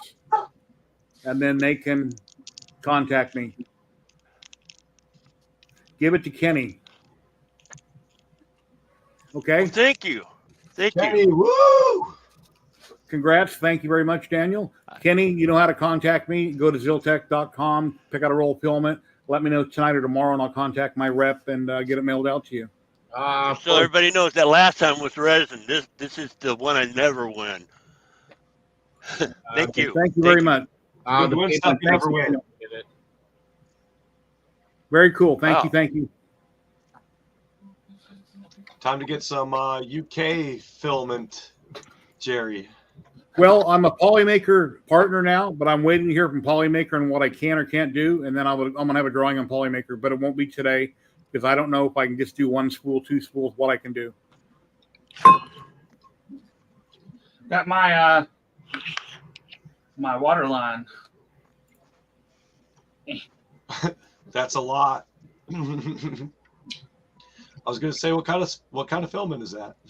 This is way bigger than the other stuff. I say way bigger. It's probably a bigger hoodie, but 6mm and 1/4 are really close. So if I remember rightly, you said you'd be having 15 filaments on the back of the printer. What would you be 15 colors doing? What? It's Nuts. 19. Oh, jeez. What it is I built a trad rack. I got it in the trad rack beta, and I already had the expensive part, which is the linear rail, I had on hand, and I had extrusion on hand. So what I did was I built to the linear rail that I had, and it turned out to be 19 lanes. So I built out 19 lanes. Like that one. and that's the beautiful thing about the trad rack versus the Enraged Rabbit. The Enraged Rabbit, you kind of have a max. What? Well, this is kind of like what Rob was talking about, because we're trying to bring in something similar to the Enraged Rabbit for Pet 1 as far as having low yields, and then people want to go to work for 8 hours or just do something continuous for 8 hours without feeding a filament runout sensor. So an Enraged Rabbit feeder with upwards to 9 feeding tubes would be currently what's out on the market for about $1.50, which, we have our stacks of our recreator users who are low income, medium income, and high income. I'd say at least 60% of the community is lower income, so we're looking for that $150, $100 price range. But unfortunately, the price range does not come with the skill set, and so you literally, I can't do Enraged Rabbit, and bless the two of you and everybody else who can. So it is definitely a solution. Josh, what do you mean by can't? Say again? What do you mean by can't? You mean you don't know how to set one up, or what do you mean by can't? Well, so I'm getting into Vorons my first time, so I don't want to say I can't, but I will eventually be learning, and I already know that it is challenging, Kate, tickling my skill set. Thank you very much for the super sticker and the $20. Thank you very much, Kate. Thank you. Thank you, I Kate. appreciate that. Yeah, because Thank you. I tend to build things upside down, and I've got the Enraged Rabbit feeder, and I'm just like, I think it's more of the software end of it that has me more. Awesome super chat. But yeah, it's a lot for me. It's intimidating. So yeah, well, Clipper at first was for me because I come from Marlin, but actually I think now that I look back on it, Clipper's easier. Hey, Pestless. I look forward to getting into Clipper, and hopefully maybe one of you fine gents can hold my hand on that. But yeah, it's the software side and everything has just been for me and where I come from and just my own education, being able to retain things. It's like math. I was told to never take certain math classes so that the teacher wouldn't have to deal with me again. I suck at algebra, so okay. Did you guys hear about Creality working on an MMU system or AMS system? All right, so this is with the new bigger tube. Works No, but I'm curious about that, Matt. I just hear rumors about it. Simon Snow, thank you very much for becoming another YouTube member. Thank you, my friend. Your name will appear with everybody else that's into my videos. I thank you very much. Thank you. Zach, explain to some people who might not know what's going on as far as like the buffer that's needed amongst, I'm assuming, the different materials that are retracting and then feeding back in after they're changing. So there's got to be a play, right? The problem with multi-material printing. So you see the spool in here, right? When you unload your filament, you have all of this filament that's between the head and the multi-material unit. So you have to have something to do with it. You can't push it back in. you're not going to be able to see it on screen because you don't have any way to rewind the spool, right? So instead of it bunching up on the spool because you can't rewind the spool, what this does is, you see, here's the, hold it like this. I mean, more or less, you're just giving yourself extra feed tube that's naturally. Yeah. So you see the tube, following the length of filament. the tube in the tube. When I pushed it back, instead of it pushing back into the spool, it pushes the tubes apart, and then it won't bunch up. It'll stay somewhere and stay uniformly straight. Right. You know, it's the retention of the pressure ultimately that we're looking for, because if we lose it, the extra length. What do you do with the extra length between your filament changer and your tool head? You can't push it back on the spool and run the spool backwards unless you have a motor on the spool. So you have to have something to do with it. It's just, how do you handle that extra bit of filament? And so far, Jerry Fisher has the best solution I've ever seen from a price and functionality standpoint. Was he showing that? Yes. Okay. Because it wasn't really so much that he was showing that. It was just I was walking by, he recognized me, he said, "Hey, check this out." Yeah, because like, he was like this top secret dude about it. Yeah, I mean, it was just like, "Hey, look at this. I figured this problem out." And, you know, my brain just rolled out of my mouth onto the floor. Like, it's been this simple this whole time, and you're the first person to come up with it? Yeah, Stephen Poole, this is polyethylene waterline, 1/4 inch inner diameter. So the thing I've got to design now is I need to make a fitting to hold this, and I want to hold a short section of regular Bowden tube in the middle of it, just to act as a guide. So now, to go full circle, I'm a full circle type of guy for understanding things, and anybody else who might be trying to understand. Without this, like, what's the benefit of it? Because obviously you're now adding it. So it's the overall benefit? It's basically required for an MMU. You have to have something to do with the filament you unload. The Prusa MMU is not that big of a deal because it's a lot shorter length. But on systems where you have more, or on systems where you want it to be really reliable, instead of the filament pushing back around the roll on the spool holder and tangling, or, you know, I've seen it where they have, you know, just a place for the filament to come out and just flop around. That'll tangle. This keeps everything constrained to where it won't tangle, and it won't push back onto the spool. And then when you need it, it just telescopes back in. Got it. It's a variable length reverse Bowden tube. That's the basic. Yeah. So instead of like the Prusa's MMU, which bolts on, and it's all these extra parts and printed parts and bearings. And the other thing too is the added friction of having to go around rollers or through the buffer system. There's no extra friction in this. If anything, there's less friction because you've got a section of tube here that's way bigger than the filament is. That was going to be my question. Yeah. This is the solution. It really is the best thing out there. I can't come up with anything better. You know what I think about all that?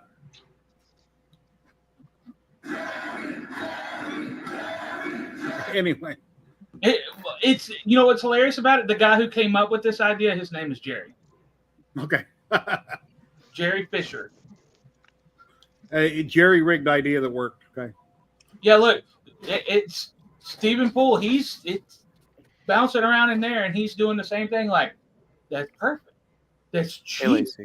Yeah, because he showed a select few of it at Murph. So that's, you know, when he showed me, he's like, sworn me to secrecy. So who this year has been to Rocky Mountain, Murph, and Earth, all three? I didn't go to Murph. I went to Rocky and Earth. Okay. I went to all of them not. Yeah. Because I know they're all slightly different. I'm just wondering if there's one We'll preferred be over going to another. Rocky Mountain, but I think Sam will be flying in this time. So because we'll be driving.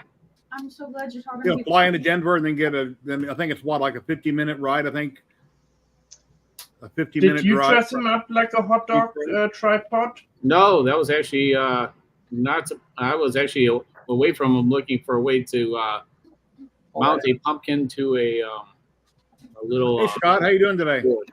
So. So Jerry, I've been. Do you ever take him to a Knott's Berry Farm?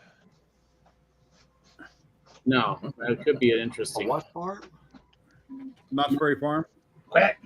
Ladies and gentlemen, we've got Scott with Edge of 3D popping in. It's been a minute.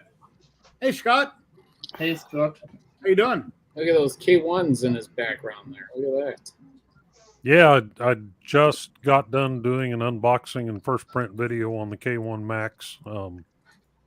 Well, first thing I did was I scanned myself with this. Lucky.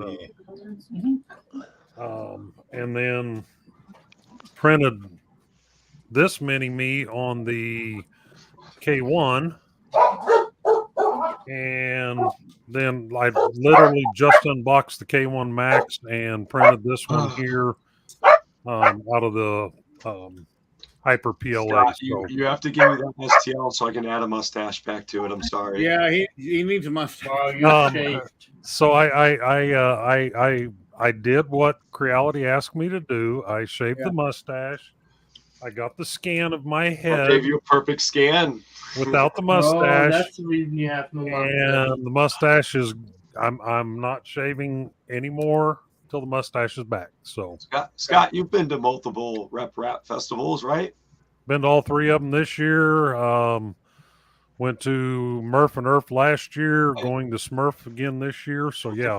So Jerry was trying to get a comparison. The three that are in the U.S., I know they're all slightly different, but which do you think is better of the three? Or you can't really say because it's hard to determine? You know, they're all three different, Jerry. Rocky Mountain and Earth are probably the closest to each other as far as the crowd, the type of event and stuff they are.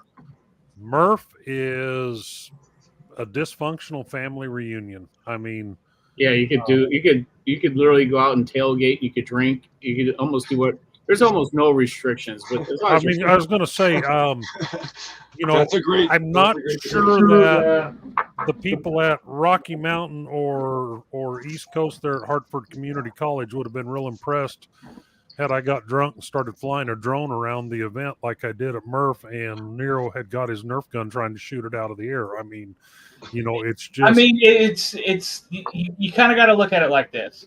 Murph is a party. Murph is a dysfunctional family reunion. That's though, unfortunately, where some of the people go to one thinking it's going to be similar to the other, and then maybe get a little disappointed, or politics get involved as far as like, hey, we don't do that here. Well, you got to understand the venue. Murph is held at a county fair building. Conversation on its own. Yeah. Yeah. Earth is a Hartford Community College. That's a Christian college, isn't it? I don't know if it's Christian college or not, but it's a college, so you're not going to walk around on the show floor doing shots of tequila and bourbon, and you're not going to be getting a drone out and flying it around, having somebody take a Nerf blaster trying to shoot it out of the air. It's just what's a Polymaker application ambassador? Exactly that. I deal with some of the applications, and I'm an ambassador for the company. So, okay. A week ago on Discord, Bear2C, I don't know who Bear2C is in real life, made me a partner. I don't know the specifics, and they're sponsoring my 7-foot alien build. I don't know what I can or can't give away on live streams. I think I would be safe to give away one spool. Go ahead and give away a spool. If you can't get a hold of Bear, I can make it happen for you. Okay, I know where the forms are that I need to fill more out. than 15. Just don't give away more than 1,500 spools today, or we'll have a problem. Okay. I'll make something up just in a minute here, and then we can do We're a allowed to spool. give out 1,500 spools? Yeah! Yeah, I got No. like $400 worth of I'm poly. still waiting to hear back what I can or can't do, and I haven't been contacted yet. But Well, okay, you got to understand the Polymaker's based in China. Yeah. It's Mid-Autumn Festival right now, so nobody in China has been It at work ended for the last yesterday. 10 days. They're all coming back to work today, tomorrow, and Monday. So, and Nick flew over to Earth, was at Earth, and turned around and got on a plane and went right back. So, he probably doesn't even know what hemisphere he's in right now, let alone what time of the day it is. So I got a funny story about the Mid-Autumn Festival. Found out that they celebrate it in Taiwan as well. The company I work for, one of our CNC machines is down, and we've been working with them to troubleshoot it, and it's been a nightmare. And we finally think we figured out what's wrong with it, and Mid-Autumn Festival happened. So it's just a week of like my boss like walking around pulling his hair out like we are almost there. And they go on a week vacation, the whole country, and he's just. And Mid-Autumn Festival is not their Harvest Moon Festival or whatever you want to call it, but Mid-Autumn Festival is the closest U.S. translation to it. It's not unique to China. That's everywhere in the Far East. Yeah. From Malaysia all the way up to Japan. Japan doesn't celebrate it so much because Japan's pretty well westernized, but any of your Far East countries, they all celebrate it. They all go home to their families for a week. It's in Chinese New Year is a little different. That's more focused on China, and that's a month. You know, you've got an entire month for Chinese New Year because. These are all things that people need to know, though. If you're doing any kind of high-end production, like get your reps, get friendly with your reps. They might hook you up, you know, if you're really connected and you're helping each other out. But if you don't know their schedule, it can easily make your life at Creality, there's still people there working. There's been people there working all last week, but we're talking a very skeleton crew. You know, they burn the midnight oil, but like you said, they're family orientated. They go home and they see their family, and that's one of the only times that they're really getting to see their family for a while. Some of them I know, so they like to shut down and be family orientated for that week. Yeah, I wonder who won the Ferret 2 competition. Scott, how'd those wheels do? How the wheels on the Mecanum Racer? Yeah. Oh, they did absolutely fantastic. I didn't race at the first race because I was busy getting the brackets ready for the drag races, so I missed the first race. The second race on Saturday, I raced it, and I won the first race. Oh, that's cool. And then the second race, it was down to me and one other guy, and it wouldn't be fair for me to win a K1 Max. The first race when I won it was a $300 gift card for Fabrico, and we gave it to somebody else. And it was down to me and one other guy in the second race, so I just stopped and let him take my head off. So he won the K1 Max, and there's a whole story surrounding that. We gave it to the wrong person to start off with. But, and then Sunday, the all-out battle for the bamboo.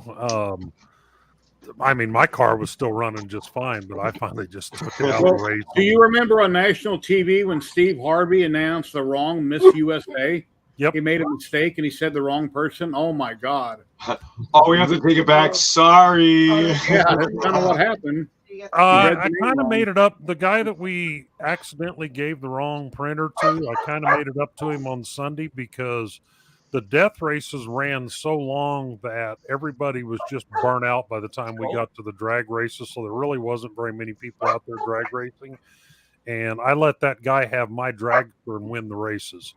So he got $500 from Polymaker for any printer he wants, plus $300 in filament, which I know that's not a K1 Max, but it's pretty damn close. Yeah, I won the speed round, so I got like $300 to give away a Polymaker. I'm like, I got to figure out how I'm going to do that. So. Yeah, I just when I won that second round there on Saturday, I told Sam I could give it to somebody else, and I don't even remember who it was. He just picked somebody out of the problem is like, who do you give it to, right? That's the thing. It's like a lot of people were, are part of Polymaker there, and so it's like, I'll figure out a way to get $300 worth. For those that saw the gecko, that's the world's largest gecko species right there. Right. He's so cute. He's a baby right now. He'll get up to 18 inches long and like 300 to 400 grams. Oh. Could he save barbecue him? Can he save me money in 15 minutes? No, he cost you a lot of money and a lot longer than 15 minutes. Yeah, I'm thinking Sorry, of a chameleon. One that change color, a chameleon. So geckos don't change color for the most part, but all of the geckos from the Pacific Island that guy is from, there's a couple of different species. They do what they call firing up and firing down, depending on humidity, stress level, a bunch of different stuff. They actually change color slightly. It's like their pattern changes and gets darker when they're fired up. It's weird. Here you go, Zach. Your comment is in chat. Yeah, so it's a territorial thing, right? That is the link to the exact roll of tubing that I bought. All right, guys, you have fun. I'm out of here. Okay. You're leaving this tripod? Is it because I smell bad or what? I mean, I didn't. You wouldn't talk to me for 3 days at Earth, and then I didn't talk to anyone.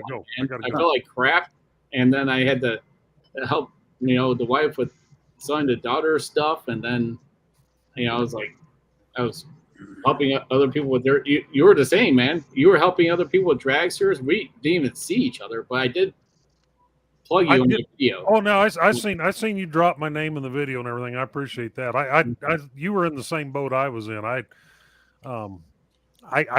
literally got to talk to nobody. I talked to everybody, and then at the end of the day, Sunday, you and I were in the same boat. Everybody was gone, and we're trying to get everything tore down. And then, I don't know if you were there when it happened or not, but I actually wound up with a pretty badly broken toe.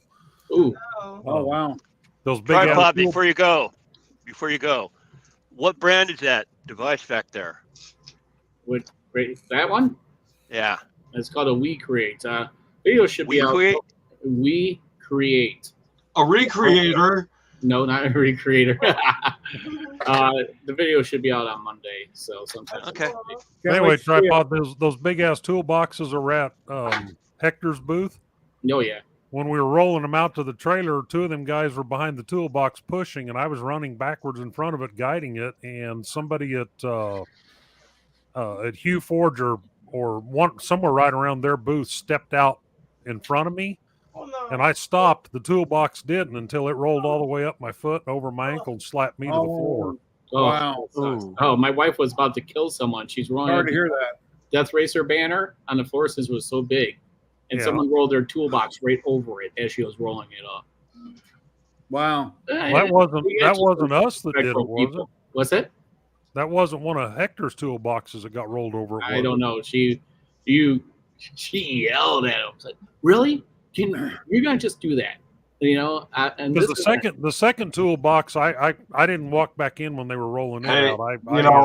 They didn't really give you guys enough time to break down and everything. No, we need more time next year. For sure. Well, the thing is, it's like all of a sudden everything was just like gone. I'm like, oh my god, everybody packed up so fast. So the rule is I didn't know the rule. I asked Chris because I thought heard of a rumor about it. He's like, yep, your booth at least has to look like a booth. I was just packing up what you can. That like you have underneath, you can walk it out, but you can't be like literally rolling out big carts in front of people. That's all. Yeah, 4 p.m. If you start breaking down your booth and visibly breaking it down before 4 p.m., it's a $500 fine. And Thank like you for Chris the said, follow-up. you don't have to pay the fine, but you'll never have a booth again. Wow. Look, Sam is at my house. Oh, Hello, I'm Sam. Put up I got like What's a high that speaker mirror? in my house. He put those I things don't like everywhere. tripod. Oh, here we go. Here we go. Bam, Here we bam, go. bam, bam, bam, bam, bam. I go downstairs. We're in the office / guest room, and then I see more of that in there. They're all in the garage, in the living room, in the kitchen. He put them everywhere. That's awesome. I didn't see that. Yeah, I should just do a discovery video Hold on, we got it. of all of them. So yeah, Here's a bigger version right there. I'm printing 270% Sam. Oh, I don't know if you see that. That's the torso or the head of Sam right back there. See him? That thing is huge. We're still on the live stream. Oh, nice. Hold on. Let me Yeah, go. the only problem with that printer is it wasn't quite big enough to print his ego along with his head. Somebody needs to do his accent. His accent. Only Sam can do his accent.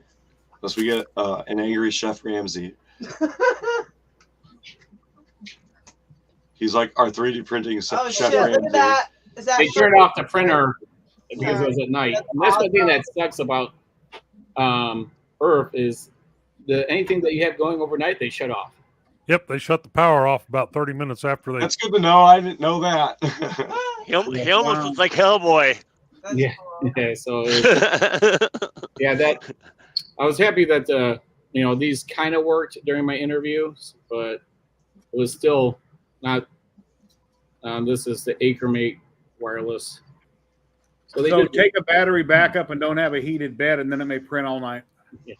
If No, you're allowed. if it's running, they cut it no matter what. It sucks. So you better just turn it off because they'll unplug it if they can't find a power switch. Oh wow. So Yeah, their Yeah, printers aren't allowed to run overnight in their period. That's why I think the thing that holds Earth back is the fact that it's at the college. yeah. Yeah. I've got a convention center that's 5 minutes from me that they could have double, triple, 4 times if they wanted it. The floor space for relatively cheap, and they don't turn the power off. Well, then you're also locked down because it seemed like it was shorter this year. And they did that at Murph as well. It's like, wait, okay, you're making it shorter for everyone. I mean, it's basically a day and a half if you really think about it. So, I think regardless of what rep or whatever we call our 3D printer or make festivals, if you can get to one, I think just listening to the collective, and I'm in the middle right now, doing our circle, Scott and John, you guys know each other through Sam, and it takes the community, right? So we're all under the same roof, and sometimes we end up under another roof and under another roof, but well, we got once that people circle understand what it is, they basically outgrew that college on Saturday.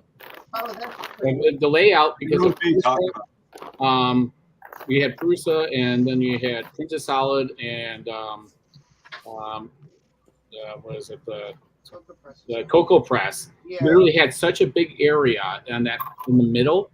Yeah. Otherwise, it was, you had all the makers in the middle before, and they were on the perimeters, right? So now it was like I would go to the bathroom, I would go outside and then come back into the building. That's the same way I got to the bathroom every time because Yep. it was impossible to get to the bathroom through the crowd. Yeah. Unless you wanted to walk in front of whoever was talking on the stage. So I'd just go out the door, around the robot, and go in the other door. I would to get say to the that bathroom. maneuvering was a challenge. Yeah. Anything was for me. That's what I'm getting at. So ultimately, if it's a challenge for normal people, and it's good. I was gonna say, for someone who, like you said, you didn't get to see the entire upper floor, and unfortunately, I know several people that were up there that it wasn't meant to feel separated, but it very. But you are separated. The other thing too is like the makers, the smaller makers were all upstairs. And they had a table pushed against the wall. It wasn't. Yeah, it wasn't really. Yeah. It was. they really went hard on not letting the makers have any room, and it feeling more like a trade show. Well, what they did in reality was they accommodated more paid vendor booths, and they still wanted to give makers space, and it's Well, so it's, again, it's outgrown that facility. It needs to be moved. I'm I curious how realize the Smurf's college, handled, because Smurf seems like a very big sponsored event. It doesn't seem like there's many makers, and so at the end of the day, I think they're gonna have a really fun time. But it seems kind of like more of a sponsored, partied type of thing, because I also know that they're trying to bring in elements of what makes every other rep rap festival what it is, and so if it boils down to the politics of it, of where it's held, or just what you're able to do limitation wise or whatever. But yeah, Liz is Don, right. tripod. Yeah. Did everybody respect your taping, or did you have to put up your cane to block them? Like, dude, I'm. I did. There was 2 videos that I did. That was Bamboo and Chris's basement. And I told the wife, I said, I need your help. I said, because I can't block. That was the problem. I was blocking, trying to do the crutch and hold the camera at the same time. It wasn't working. Yeah. So, and there was a couple. Actually, Justin almost went in front of us. That was with STL Denise. I literally had to stop him because he was coming up to me to hand me the newspaper of being in the newspaper with Cocoa Press, right? And I'm like, filming. Hello, Justin. So. I mean, that's just standard routine too. Like if when you're videographer, you're looking right and left because you're trying to be attentive to who is going to walk in front of your shot. Yeah. So, and I know I've had to kind of like veer into people to be like, you're not going to get into my shot. And now you're trying to, or a lot of people are wandering around looking and they're not actually paying attention to everybody talking, and they may not realize it too. So it was one thing where, I loved the venue that we were at. I mean, I would be happy anywhere at any venue, because for me, it got us to the event, and for me, I'm just humbled that we had it. But ultimately, yes. Like if we're in a larger place, for me, I've got anxiety. So at one point the crowds were like, "Oh my dear God." Yeah, well, and that's the thing is now that they're advertising it as a 3D printing event, as Liz made a great point that last year there was a lot of makers that didn't show up, right? Or there was 2 aisles that were totally empty last year. Yeah, last year was pathetic. Yeah, so it was, that was weird. I didn't even really think about it, but yeah, it was empty. Yeah, so it was, and maybe they were going off of history, right? And they said, okay, let's make the center, and people, it's like a big donut now, right? Yeah, well, they turned away a whole lot of people last year, a whole lot of businesses last year that wanted either bigger spaces or wanted spaces, period, in favor of all those maker tables, and they wound up with 2 entirely empty rows. I know. So you basically had the perimeter, you had the 1 row that we were on, the very next row over had people on it, and then the next 2 rows were just totally empty. Yeah, and then you wound up with somebody like Polymaker upstairs. So I get. Yeah, I remember that was weird. Yeah, I get. It's hard, though, because that's typical Nick, because Nick waited till the last minute to try to get into the show. This is where people are starting to ask, like, will having multiple festivals start to affect things? And yes, because ultimately, at the end of the day, if these shows are primarily sponsor driven, because financially these events, the venues cost money. So if we're not charging people a lot to go to them, we got to get that money from the sponsors. And if the sponsors are going from, if you're in Europe, now you've got your own event, you might literally not even come to America. So that might be a huge sponsor that's no longer driving that aspect. So to go to a larger venue might not be something viable. I mean, it really depends on, now do we shift that to the people coming? Do we charge $20 rather than $10, or having it free? Let me screw everything up for you on that. Good. Rocky Mountain, their first year was last year. they had vendors that turned I heard down sponsorships are going up on sponsorship that. spots because it was a first-year event. We want to see how it goes. He still ended up selling out all of the sponsor booths. His pricing for sponsorship was copied directly off of Earth. He got all of Earth's sponsorship prices. Let me And interrupt that's- real quick. And- Ladies and gentlemen, we got Mitch 3D dropping in. Mitch, what's going on? So, Hey, Mitch. With all of that being said about Rocky Mountain, right? First year event charged the same price as Earth, which is an established event. And he still sold out all of his sponsorship spots. And I overheard that Earth projected, I think they did right around 2,000 admissions. Rocky Mountain first year did like 3,600 on the first day alone. That's not including the second day.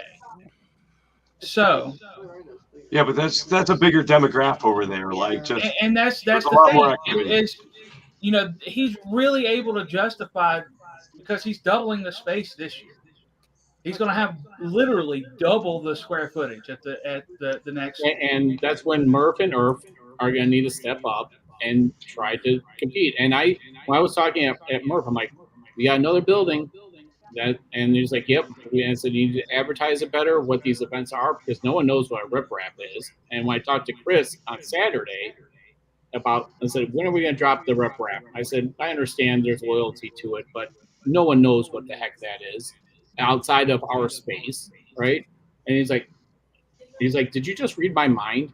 And that's when he's like, there'll be something said later tonight. Just make sure you're there. So let's talk to Mitch 3D and see what he's been up to. Mitch, what's going on? I gotta go. How'd you like this? Thank you, Tripod. Have an awesome day, my friend. Bye, Tripod. Hey, Look forward bye. to seeing your video Monday.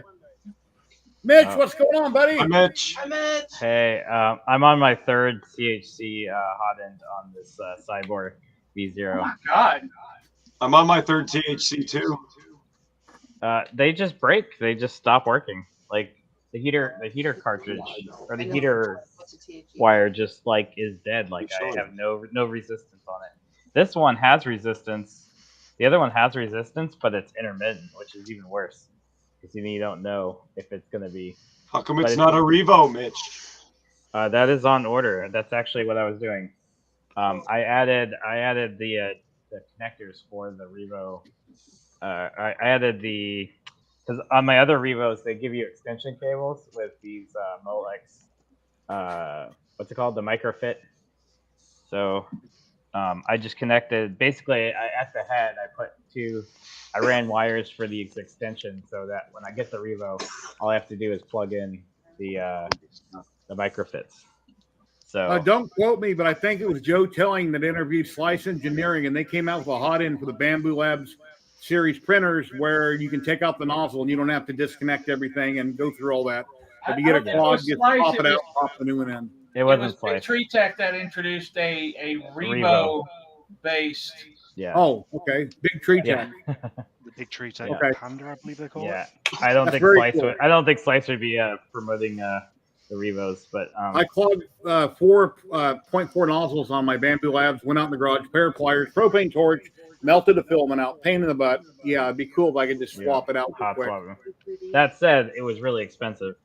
I think they were like $150, and then or 120, 150. Hey, and on Jared. top of that, then it's $25 a nozzle if you use a brass nozzle. So Revos are expensive.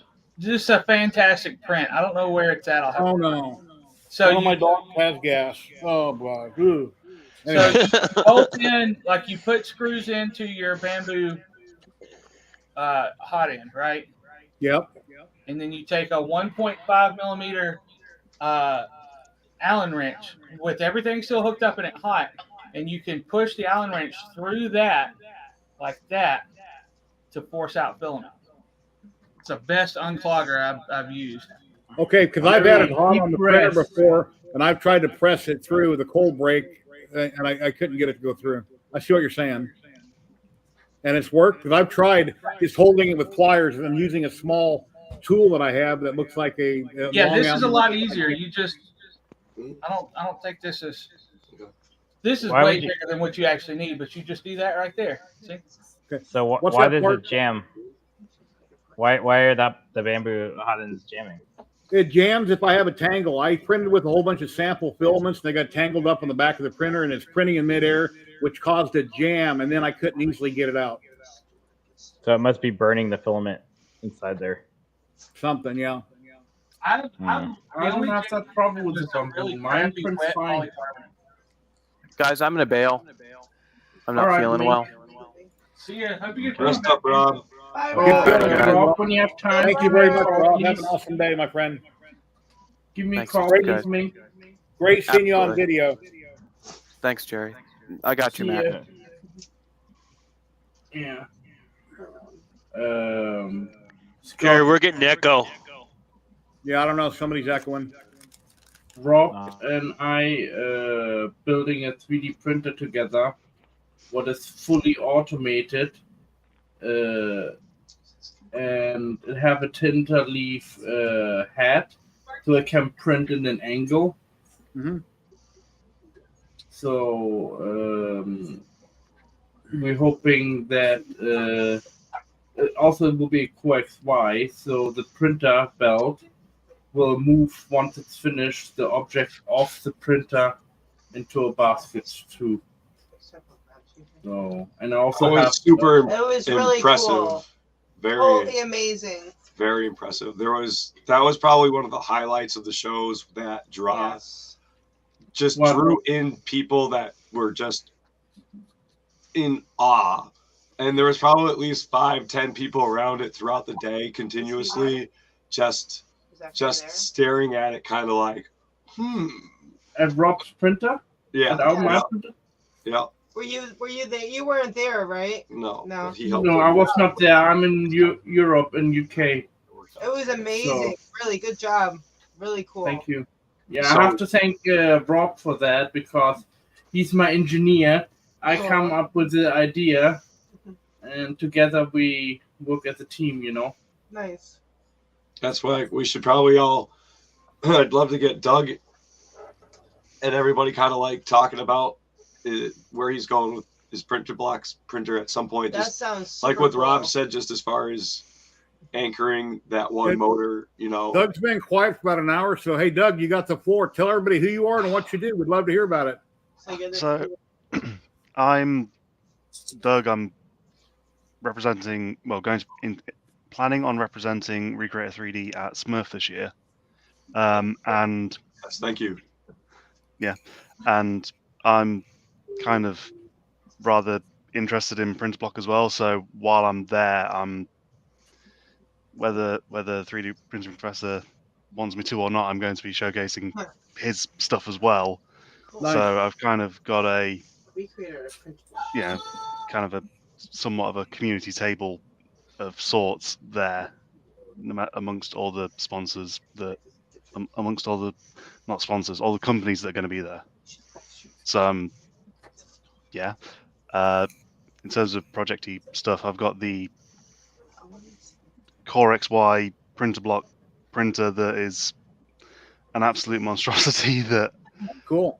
Yeah, this at least this rendition of it I've only been working on it since this year, but initially it was built around DVD motors. Did you glue the blocks together, or they just pressed together? Oh no! These blocks are not glued. I've removed the build plate because I need to get one. Removed the panel that is going to be the build plate because I need to cut down a print surface for it. I mean, so that I can then print. To my understanding, Doug, did you make or help create a side diagonal enforcement, or I mean, no, that was somebody within. Get that you don't need glue because there are nice enforcements that you can, if you're seeing where your motor might need a little more strength, you can take another part of printer blocks to enforce it. So cool. You just bridge it. And if you don't have what you need, we're to the point where printer blocks are so remixable that Doug's been doing a lot of custom work just to be able to bring this to fruition beyond just a pen plotter. which is where it started with just his custom motors. That's so cool. Yeah. So what was it 3-4 weeks ago? I had this top frame, the Core XY motion system, that with I'm going to find one second. The original pieces that I was planning on building the 3D printer out of. Sorry, the focus is not going to work. No, that's great. I mean, that just shows that you can bring it multi-heads, you know? Yeah, it's, while not quite hot swappable, it is a tool changer, if you want to go with that argument. Yeah, so no, the blocks aren't glued. The frame is just PLA, and then the hot end mount for the Creality style, is printed out of pultruded PET on the little fun size unit that I've got sat Fun just there. size. Yeah, so if everything works, That's awesome. if have it printing out of pultruded PET on the show floor, because why not? Nice. That's a lot of words in a very short period of time. Well, we're trying to get a Revo. You know, everybody loves their Revos, so we're trying to get Doug a Revo at some point. So if anybody has any connections or want to help contribute to that, otherwise that's going to happen soon, because like anything else, like even Rob showed us that the baby belt, once you put a Revo on it, turns it into a nice professional printer. I mean, obviously it's coming with the money, and it's kind of funny to think that we're going to put such a hot end onto a toy, but to think that you can turn a toy into a professional printer at that point is really cool. Mitch 3D, if you could tell everybody who you are. A lot of people may not have ever heard of you. I know you as being the backpack printer guy at all the shows. Tell people a little bit about you if you want. You have to turn your mic on though. I build printers. Nothing special. Don't we all build printers? All makers are special. All makers learn from each other. We never stop learning, and everybody's special. All right, Mitch's backpack really had me just blown away for the fact that he has these batteries that are pretty much what we're putting into the Death Racers, but like stacked. So it really blew my mind that he can walk around the floor for almost 2 or 3 hours just with these little batteries that are hot swappable. Oh, so that's how it's working. I was wondering about that. It's working. So I basically make a Y splitter, and it's basically a Y splitter. It's like a parallel connector, and so I can plug one battery or power source from a DC power supply, and basically swap between DC power supply battery or battery to battery or battery DC power supply. So what I'm trying to do for next event. First of all, I'm building another backpack printer. So the one I brought here at Earth was an old backpack printer. It's actually the original backpack printer I brought in at Murph 2018 with the Aris, the little Aris Delta printer, which is now on sale as a kit. So if anybody wants to build a little Delta printer, go to my link, mitch3d.com/Aris. Anyway, share that in private chat and I'll post it. Yeah, for sure. So that was an old, so I basically I CNC cut a plywood frame. I used floor mat foam and some strapping to make the straps for the backpack, and then sewed the parts up, and then the whole thing was just mounted in there with like some PLA clips that holds the top of it in there, and then the bottom is like 3 feet are fitted into the plywood frame, and then really it was just like the little barrel connector. I wired the barrel connector for the power going to the XT60s, and then the XT60s actually have Schottky diodes. So each positive 24 volt, or actually it's all running off of 12 volt, but each positive side has a Schottky diode, and what that does is it prevents the higher voltage battery from charging the lower voltage battery, which can damage the battery. And so I had to run it through diodes. But what I'm going to do in the future is I want to build a circuit that actively monitors the power from each power source, and then I also want it to do. I'd like for it to be able to actively switch between the power sources based on the voltage and the discharge rate. So because that was the biggest issue I had, is that those batteries are not protected, so they can over discharge, which is really bad. So I had a battery alarm, and so it'd go off, and I had to go run back to my station and basically, quickly change the battery out before I discharged the battery too much. So my other backpack printer that I brought to Rocky Mountain in Murph, that one actually has a diode, but it has a physical like toggle switch, and that's how I switch between the power sources. And what that does is allows me to bypass the diode, which loses current. But the same thing is, the only voltage detection I have is on the Duet board on the other printer, and it has a macro that checks for the 12 volts there. It checks the voltage every second, and if it goes below a certain threshold, like 11.5 volts, then it will actually beep on my little display, and that's the only thing I have to warn me. But it doesn't shut the printer off. If it does shut the printer off, I've had it. It won't recover the printer. It won't recover the print if the battery gets too low. It'll actually just stop it, and it will save the SD card. But I would try to recover it, and it doesn't work. So I'm trying to make more smart. Like I'm trying to make a smarter power management that will allow me to safely park the printer for long enough that I can get back and then change the battery and actually have it recover properly without actually turning the printer off. I think it's super impressive, Mitch. And to be honest, you've got something you need to roll with in the future if you're not already doing it, because to have that mobility, just even going to LDL with what they're pushing for printers that stack inside of boxes, like now. We talked about the positron, but actually, SliceWorks I think is going to sponsor me with the KP3S that I have, and that's probably going to be the next backpack printer. Nice. So a bed slinger backpack printer, which is going to be new for me.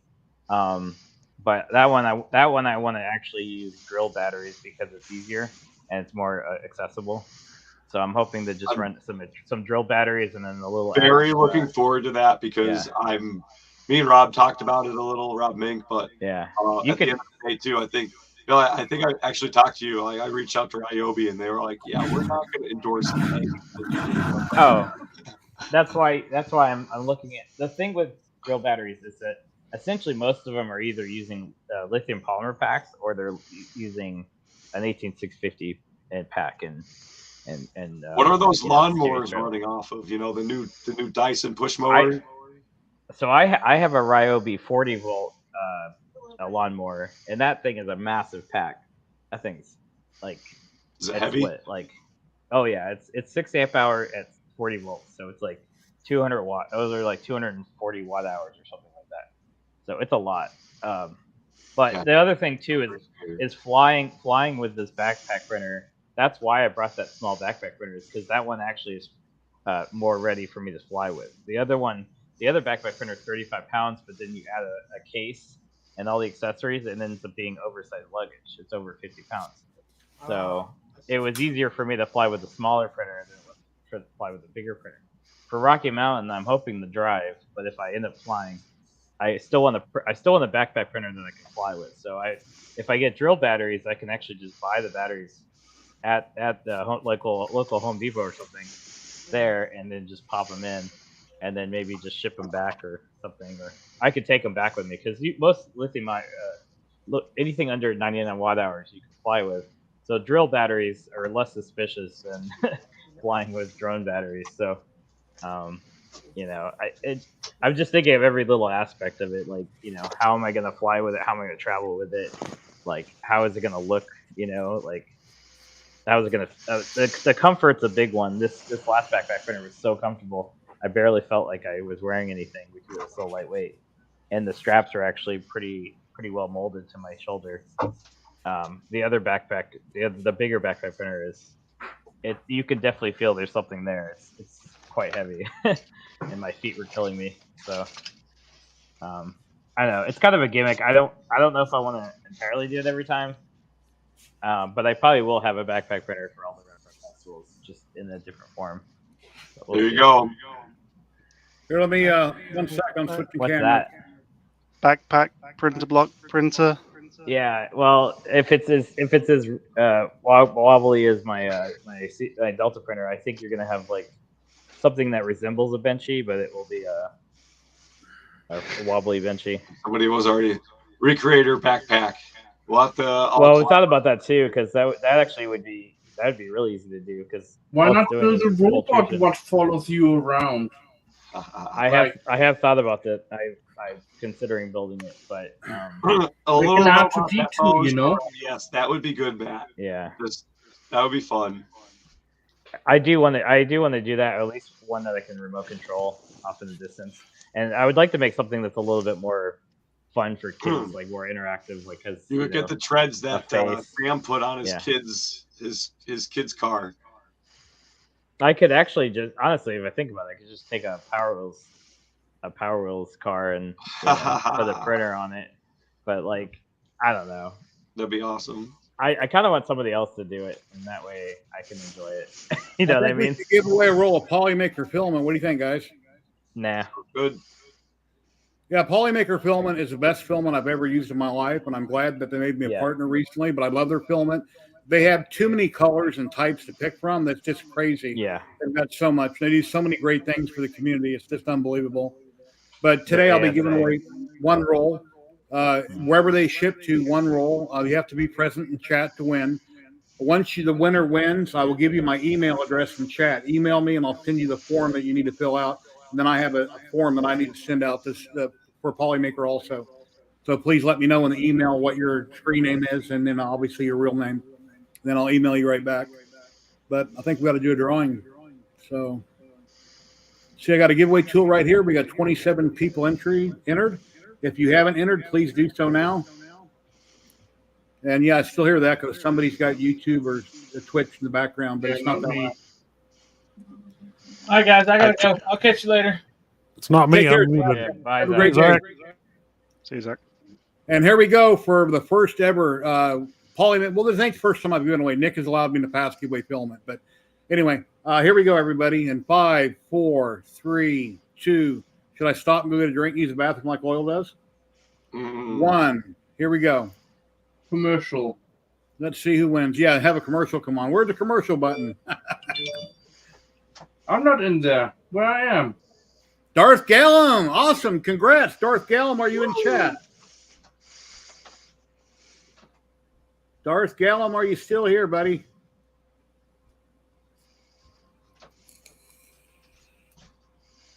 I'm not in there. I don't know why. Darth Gallon, sure am. There he is right there. Awesome. Let me give you my email, and then you can email me, Darth Gallon, and I'll send you back the form after the stream that you can fill out, and then I'll get one filled out also.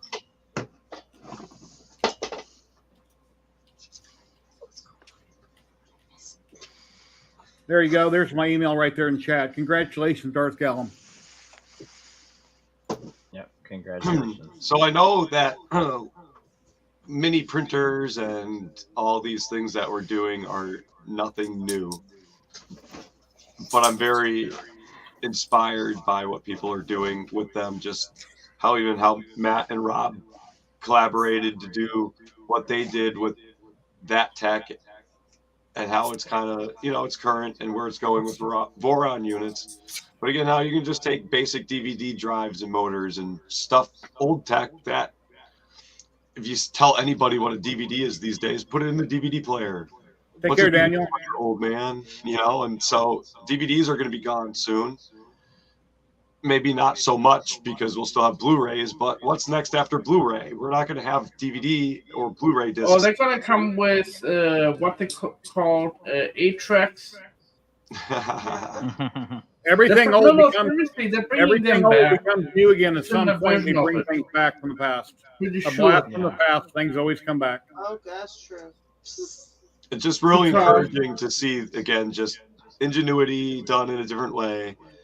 So for me, and just going back to the Rep Rap festivals, as far as what makes a Rep Rap festival, obviously it's nice to have makers, and each maker is going to bring what they bring. Sometimes, though, I know I started as a maker, but then the next reels are cool. Sponsored, and for me, it was so beneficial to sponsor this year. in many ways. Go Lily. But I understand too that without the sponsorships, you're not going to have a show.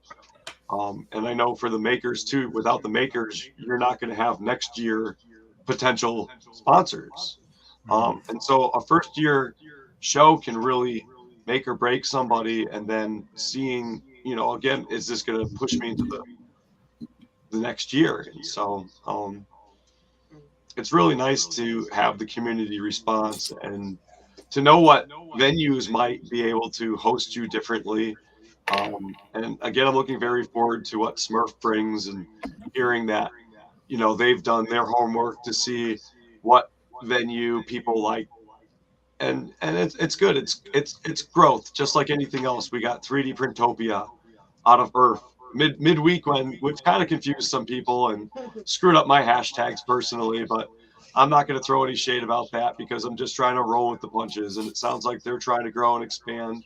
And for all we know, maybe they will have another venue next year. That'll be for them to decide. And just like anything else, I couldn't even get past Earth and enjoy Earth. Justin was already blasting Smurf or Rocky Mountain, getting ready for that. And so, here we are still trying to get ready for Smurf is what I was trying to say. So it's the blend. For me personally, it's a lot, but I focused on where I could go. And so for anybody else, they should go wherever they are able to go, whether financially, locational wise. If some of us can go and enjoy them all, that's even better because then we can experience those personalities that get to go to them all. All right, let me talk to Scott for a minute. Edge 3D Scott, thank you very much for allowing me to. You felt to be okay if I went and gave away a roll. Thank you very much. And at what part? When did you get hurt? What day was that? And did you, that kind of ruined your day, I guess. Oh, it was Sunday when we were packing up to move out. It was on, it was when we were loading out. I got ran over by a toolbox. I mean, oh wow. Not terribly bad. The toe is still swollen and very black, but those things happen. It just those stupid toolboxes empty were about 750 pounds a piece, and then they were clear full of all kinds of printer crap. So, and they have 6 caster wheels on them, so you can't just get behind them and push them. They just go wherever they want. So I was running along backwards in front of it, guiding it, and 2 of the guys from Fabrico's booth were pushing it. We were trying to get it out the door and out to my trailer, and like I say, somebody stepped out, and I stopped for just a split second. That's all it took for it to run me over. And, a whole lot worse things have happened, and a whole lot worse things will happen. So I'm not too worried about it personally. But yeah. Anyway, it was all good. It got pretty rough there Sunday night, so I finally did go to an urgent care, and they X-rayed it, and there is a break in the one toe, but it's not anywhere where they can where they could do anything about it other than give me painkiller and tape it to the other toe. So yeah, just like with fingers, I don't think there's much that can be done other than set them and wrap them. And the toe is probably you can't even do that.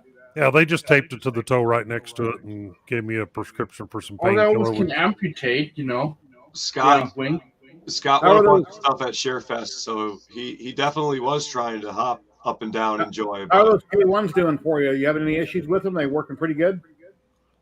Well, the K1 Max has only been out of the box for 5 hours. Okay. And the K1 itself,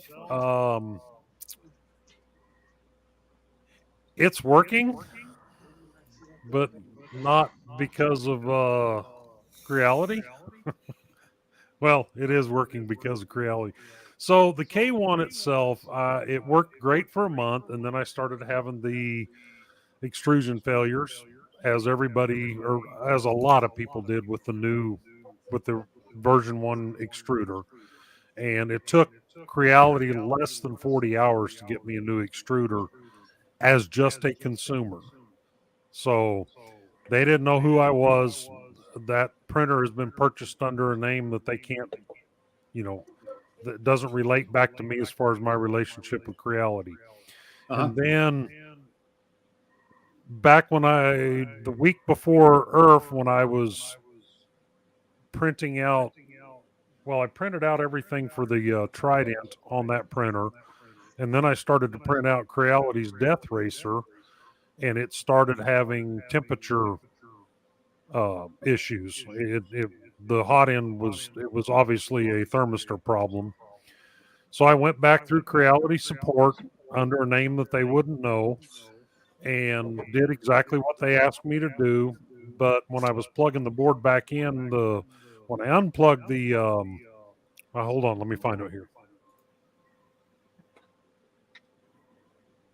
So when I unplugged the umbilical cable from this socket right here, the whole socket came off with the cable, and it was still attached to the cable. So I got everything hooked back up on here, and then went and plugged it back in so I could power it up and wiggle the thermistor cord and try to get it to fail. The problem is when I plugged this back in, I was off 90 degrees. And you bent the pin like I did on the bamboo. No, I didn't bend the pin. Okay. I plugged it in like that, and don't think it'll be able to show up real well. But as soon as I powered it up, that IC right there, if I can get the light to hit it just right, you can see where the hole was blown in the IC. It let out all the magic smoke. Oh, wow. So Creality sent me a new hot end and a new board, and it arrived the night that I was packing up for Earth. And I quickly threw it in there, put everything back together, and then I had a communication error between the motherboard and this.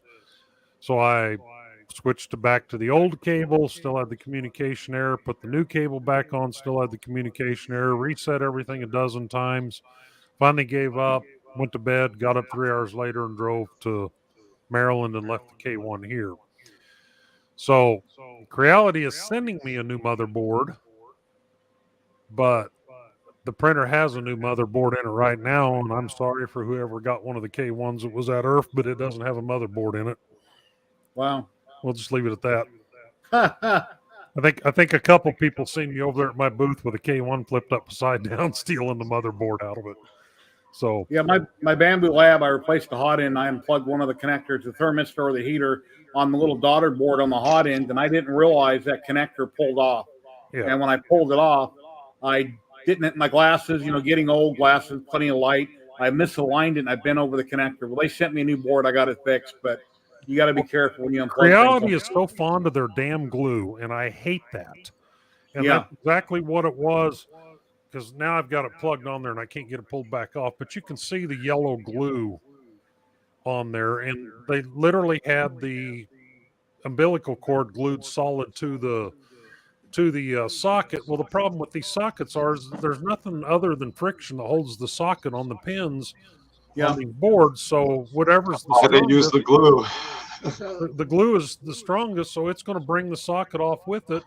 And then, like I say, when I plugged it back in, I was off 90 degrees and plugged it in, and as soon as I hit power to it, it popped the IC chip right there.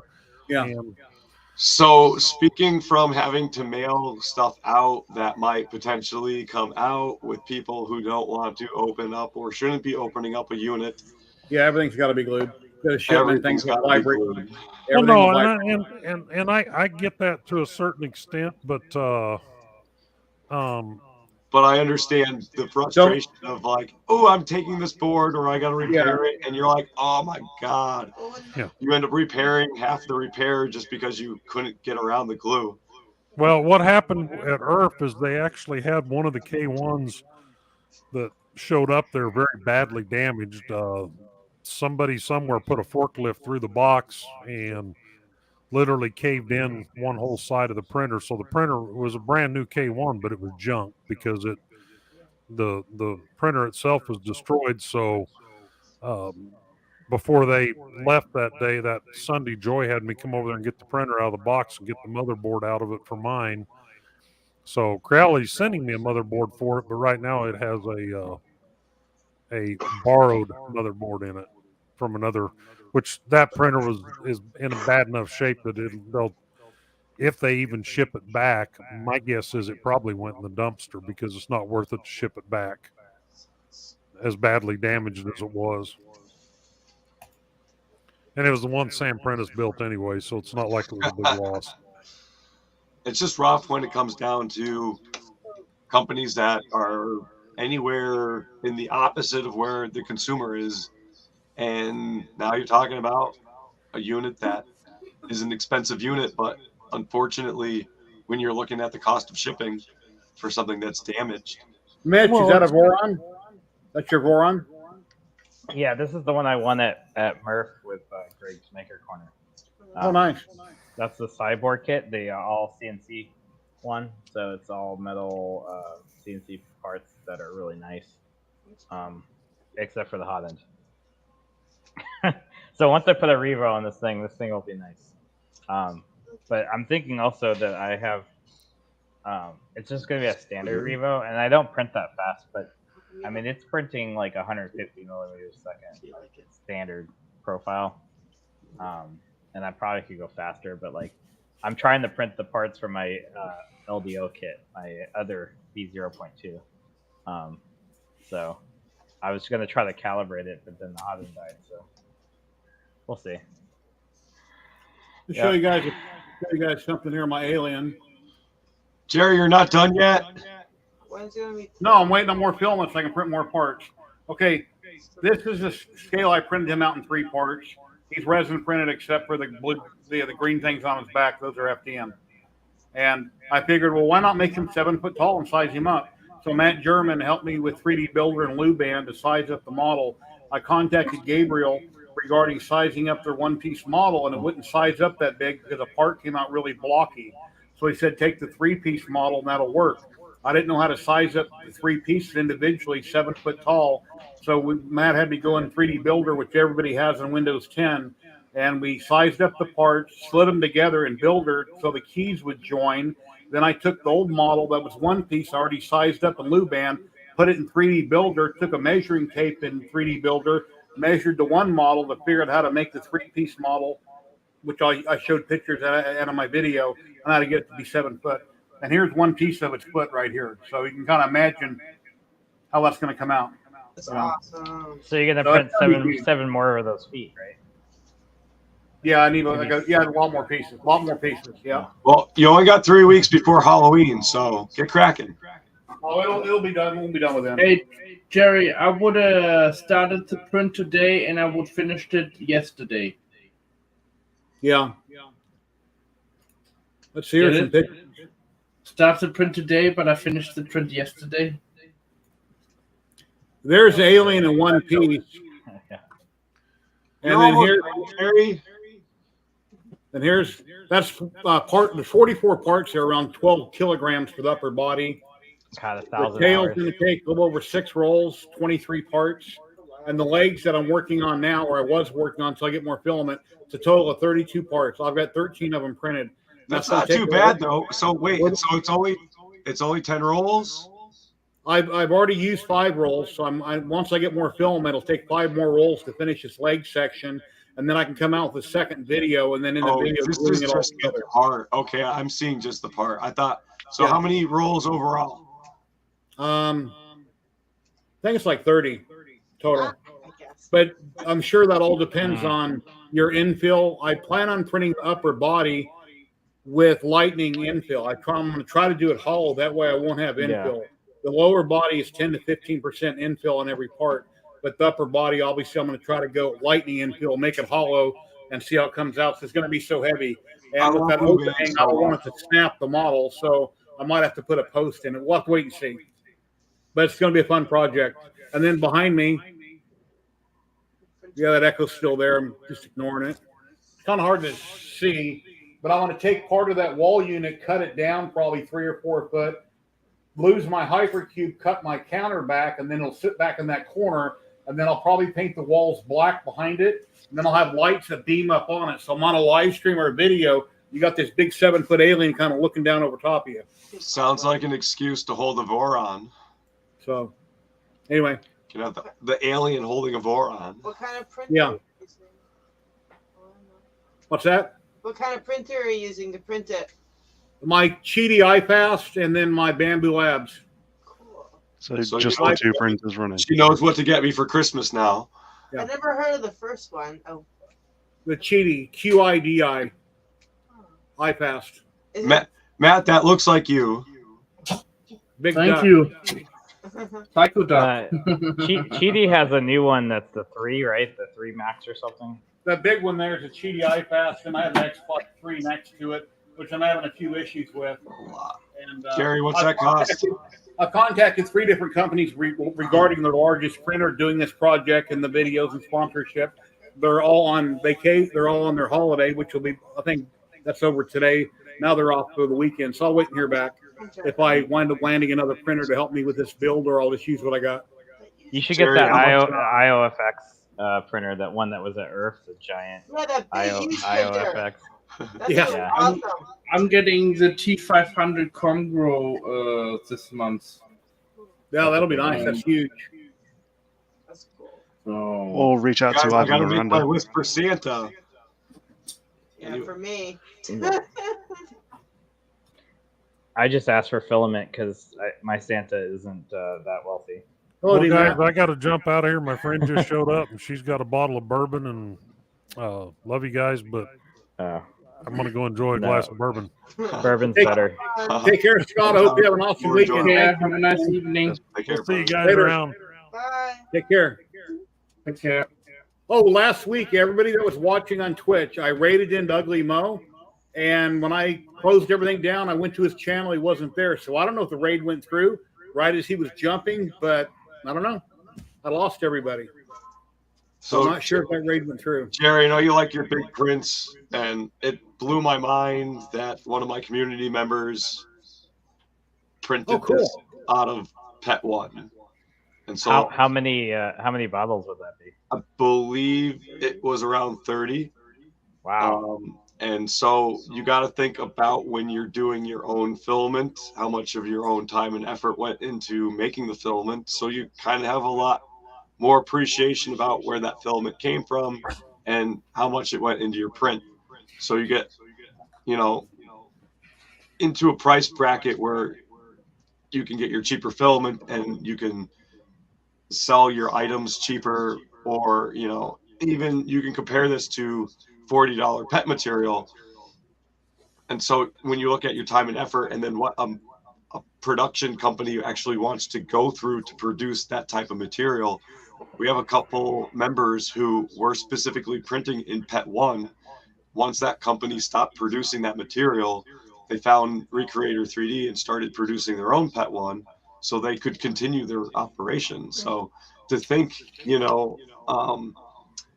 just like our filament can be given to us as gifts because maybe somebody can't afford to get us a printer, but they can get filament. If you can't afford your filament, you can still produce it yourself. So if you've got time and abundance to do it yourself and material time and abundance to do that, then you've got a steady flow of material that you wouldn't have otherwise. That CNC Kitchen, Stefan just showed us that it's actually one of the better materials that you could get for robust materials and builds that you're looking for, as far as weatherproof and weather resistance and heat resistance, especially if you're looking for a material that you're looking to anneal and get a better strength out of it. So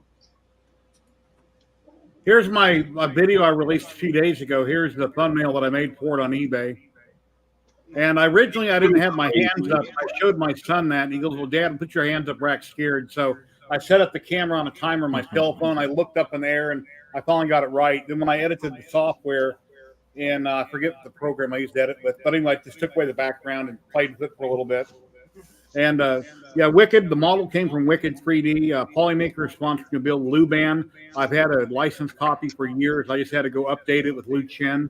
It's good to like 2079. And then 3D Gloop, I contacted them, told them what I was doing. And they got 2 models coming out to me, like Kenny showed earlier on the screen. And then they're going to send me some more as I need it. And they're saying basically don't paint the whole side. You can put a dollop on both parts and then, stick it together. And then I'll probably duct tape it overnight with a little piece of duct tape. I'm not sure how fast it's going to bond. I might want to throw a little piece of duct tape on it once I gloop it. It's going to bond very quickly. Gloop. And then Paul the Alien, I don't have a picture on my computer, but he fell over and I broke Paul. my 4-foot alien. And because I use CA glue and activator in all my prints, that doesn't hold very well in bond. So he broke everywhere at all of his joints. So when I get the gloop in the mail, I'll mend Paul with that also and put him back together. It's like Humpty Dumpty, you know. Broke off his legs and his head. Luban sponsored to get us to Earth this year, and so nice. rumor is they're maybe releasing a slicer this month. So that's cool. Look out for that later. He's been Actually, very diligently working on that, so it should be a nice crossover. Seeing as there's already been a crossover to feel that there's a Luban slicer, so now we will. That's already out. Slicer. The slicer is out already. Is it? As far as for FDM, I love. I have it. Well, that's because you have everything. Oh. I have all slicers on my computer, and I love Bamboo Labs the best. When it comes to FDM, you got the exclusive, Matt. Isn't Luban just one person? I'm telling you where it is exactly. Luban, because if you have fresh downloaded, one person, yes. Yeah. If you have actually, freshly it's I downloaded, believe there's a financial guy invested as well, so technically 2. But as far as coding goes, yes, 1. Okay. Yeah. It's a cool program. I can tell. I'm in the Facebook group. I just haven't. It only becomes cooler the more people join. I have had several ideas that you wouldn't think that you'd be able to go and have access to a software developer and say, I love how your software does this. I think if you're able to do this, this, and that, you would be able to expand the software even more. You say that, and then the night goes by, and sometimes you get an overnight upload where, hey, go check this out real quick. And exactly what you were looking for has been implemented. And I have not had any other than working for a high-end corporation where you call up a software developer and you say, our software's not working and it needs to be fixed right now.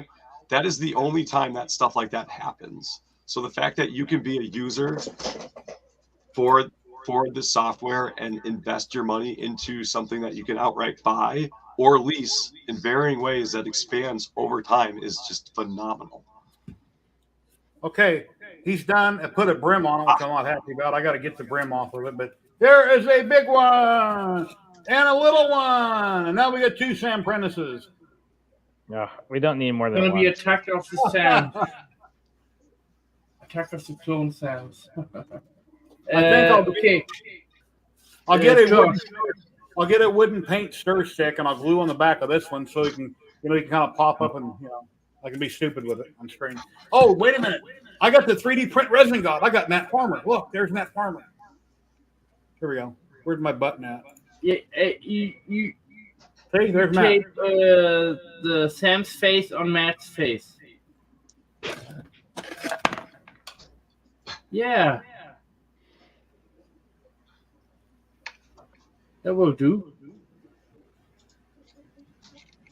Anyway. I do think Sam needs to be a little bit bigger, around the belly area. I'm just kidding, Sam, if you're watching. Anyway, Josh, if you go to Luban and you put an STL file once you open it in, and you go under Mesh, it should be right under nesting, basically cut, Luban, nesting, and slicers. The 4th one is slicer. So I haven't updated in a while, and that might be why I haven't had the access to it. But oh my God, I need to get back into some things. Most definitely, for sure. And I'm going to be reaching out to you because just like Jerry is inspiring everybody to Darth Gallum, are you still in chat?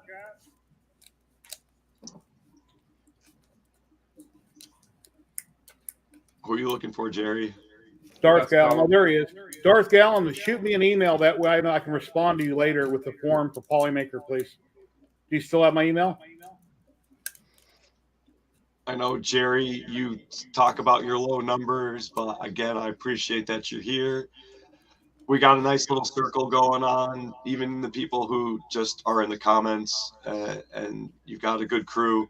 And I love the full circleness, like I was mentioning. You know, everybody's helping out each other for the different aspects of what we're into, and not everybody's into the same thing. So it's very encouraging to just learn new things. And I love when someone's there to hold my hand, even if it's just the 5% where I don't have that confidence.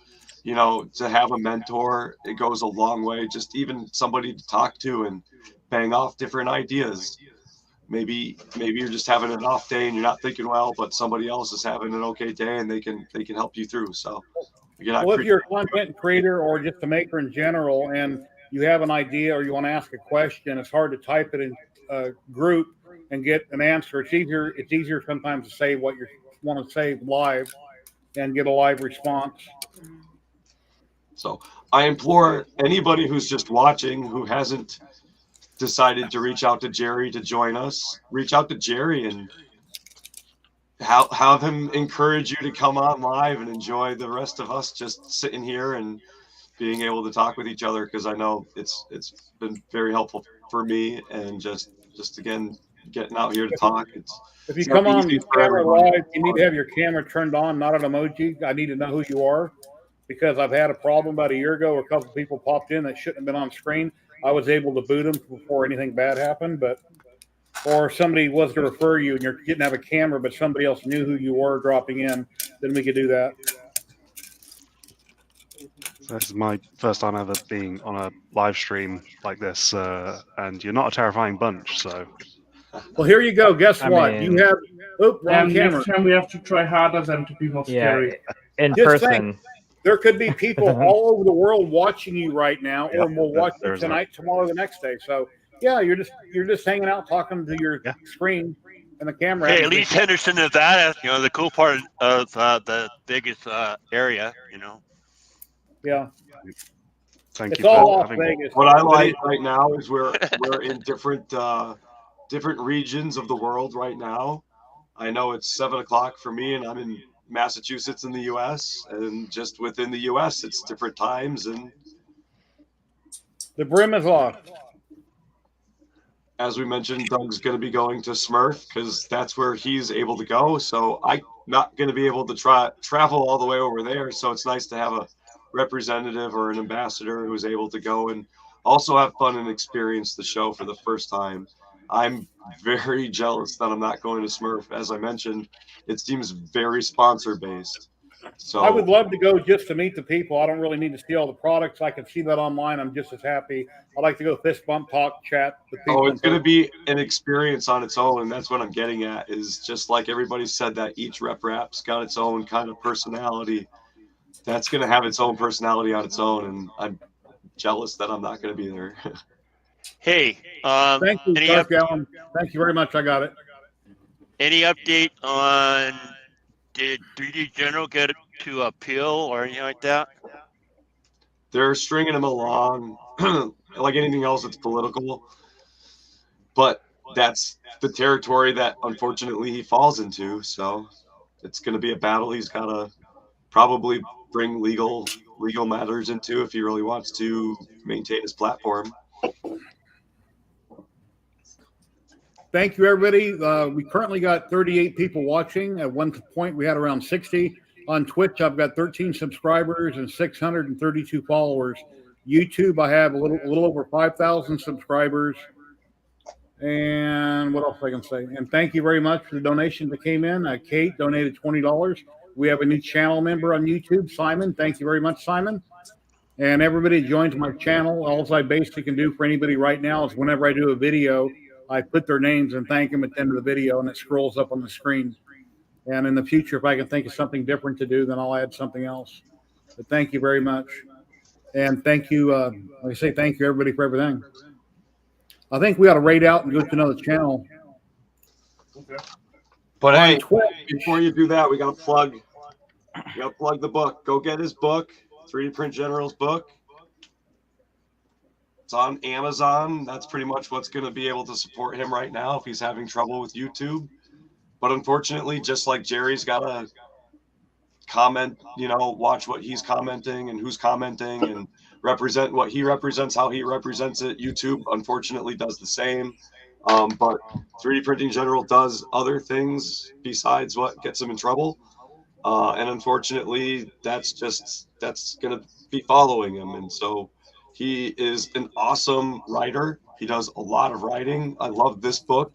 Even if you don't think you need a failures book, this is just the Bible to have around, where I'm running into this and I don't have one of these wonderful gentlemen to talk to or ladies in the comments to chat to, but I've got my, my manual of printing failures. And yeah, instead of Googling and trying to figure it out or asking online and getting 100 of the no wrong one has answers. physical copies anymore. Google's going to die one day and you're going to need a physical book. So make sure you're buying a physical book.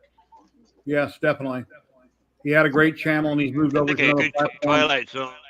Hopefully YouTube can undo what they did and realize they made a mistake. I mean, like anything else, you're going to be going and streaming this to multiple platforms, and YouTube's one of them. And it sucks to be the guy who gets kicked out of the party for being who they are. There's varying personalities that are dealing with that in different ways right now within the 3D printing environment. Yes, support needed. I don't know if I could do closed captioning or not, how that would work on my screen, if that's what you're talking about. So there's villains in the 3D printing industry now, and it's what makes the world go around. Sometimes there's the good guys and the villains, and then when commenting online, kind of like what I said at the beginning of the stream, I'm not going to go into it in depth. Be careful what you say to people. Try to be polite and courteous. If you don't have anything good to say to somebody online, then it's best just to don't say anything. Try to get along, and if something offends you or you don't like it, move on. There's no reason to comment on it, stir up controversy.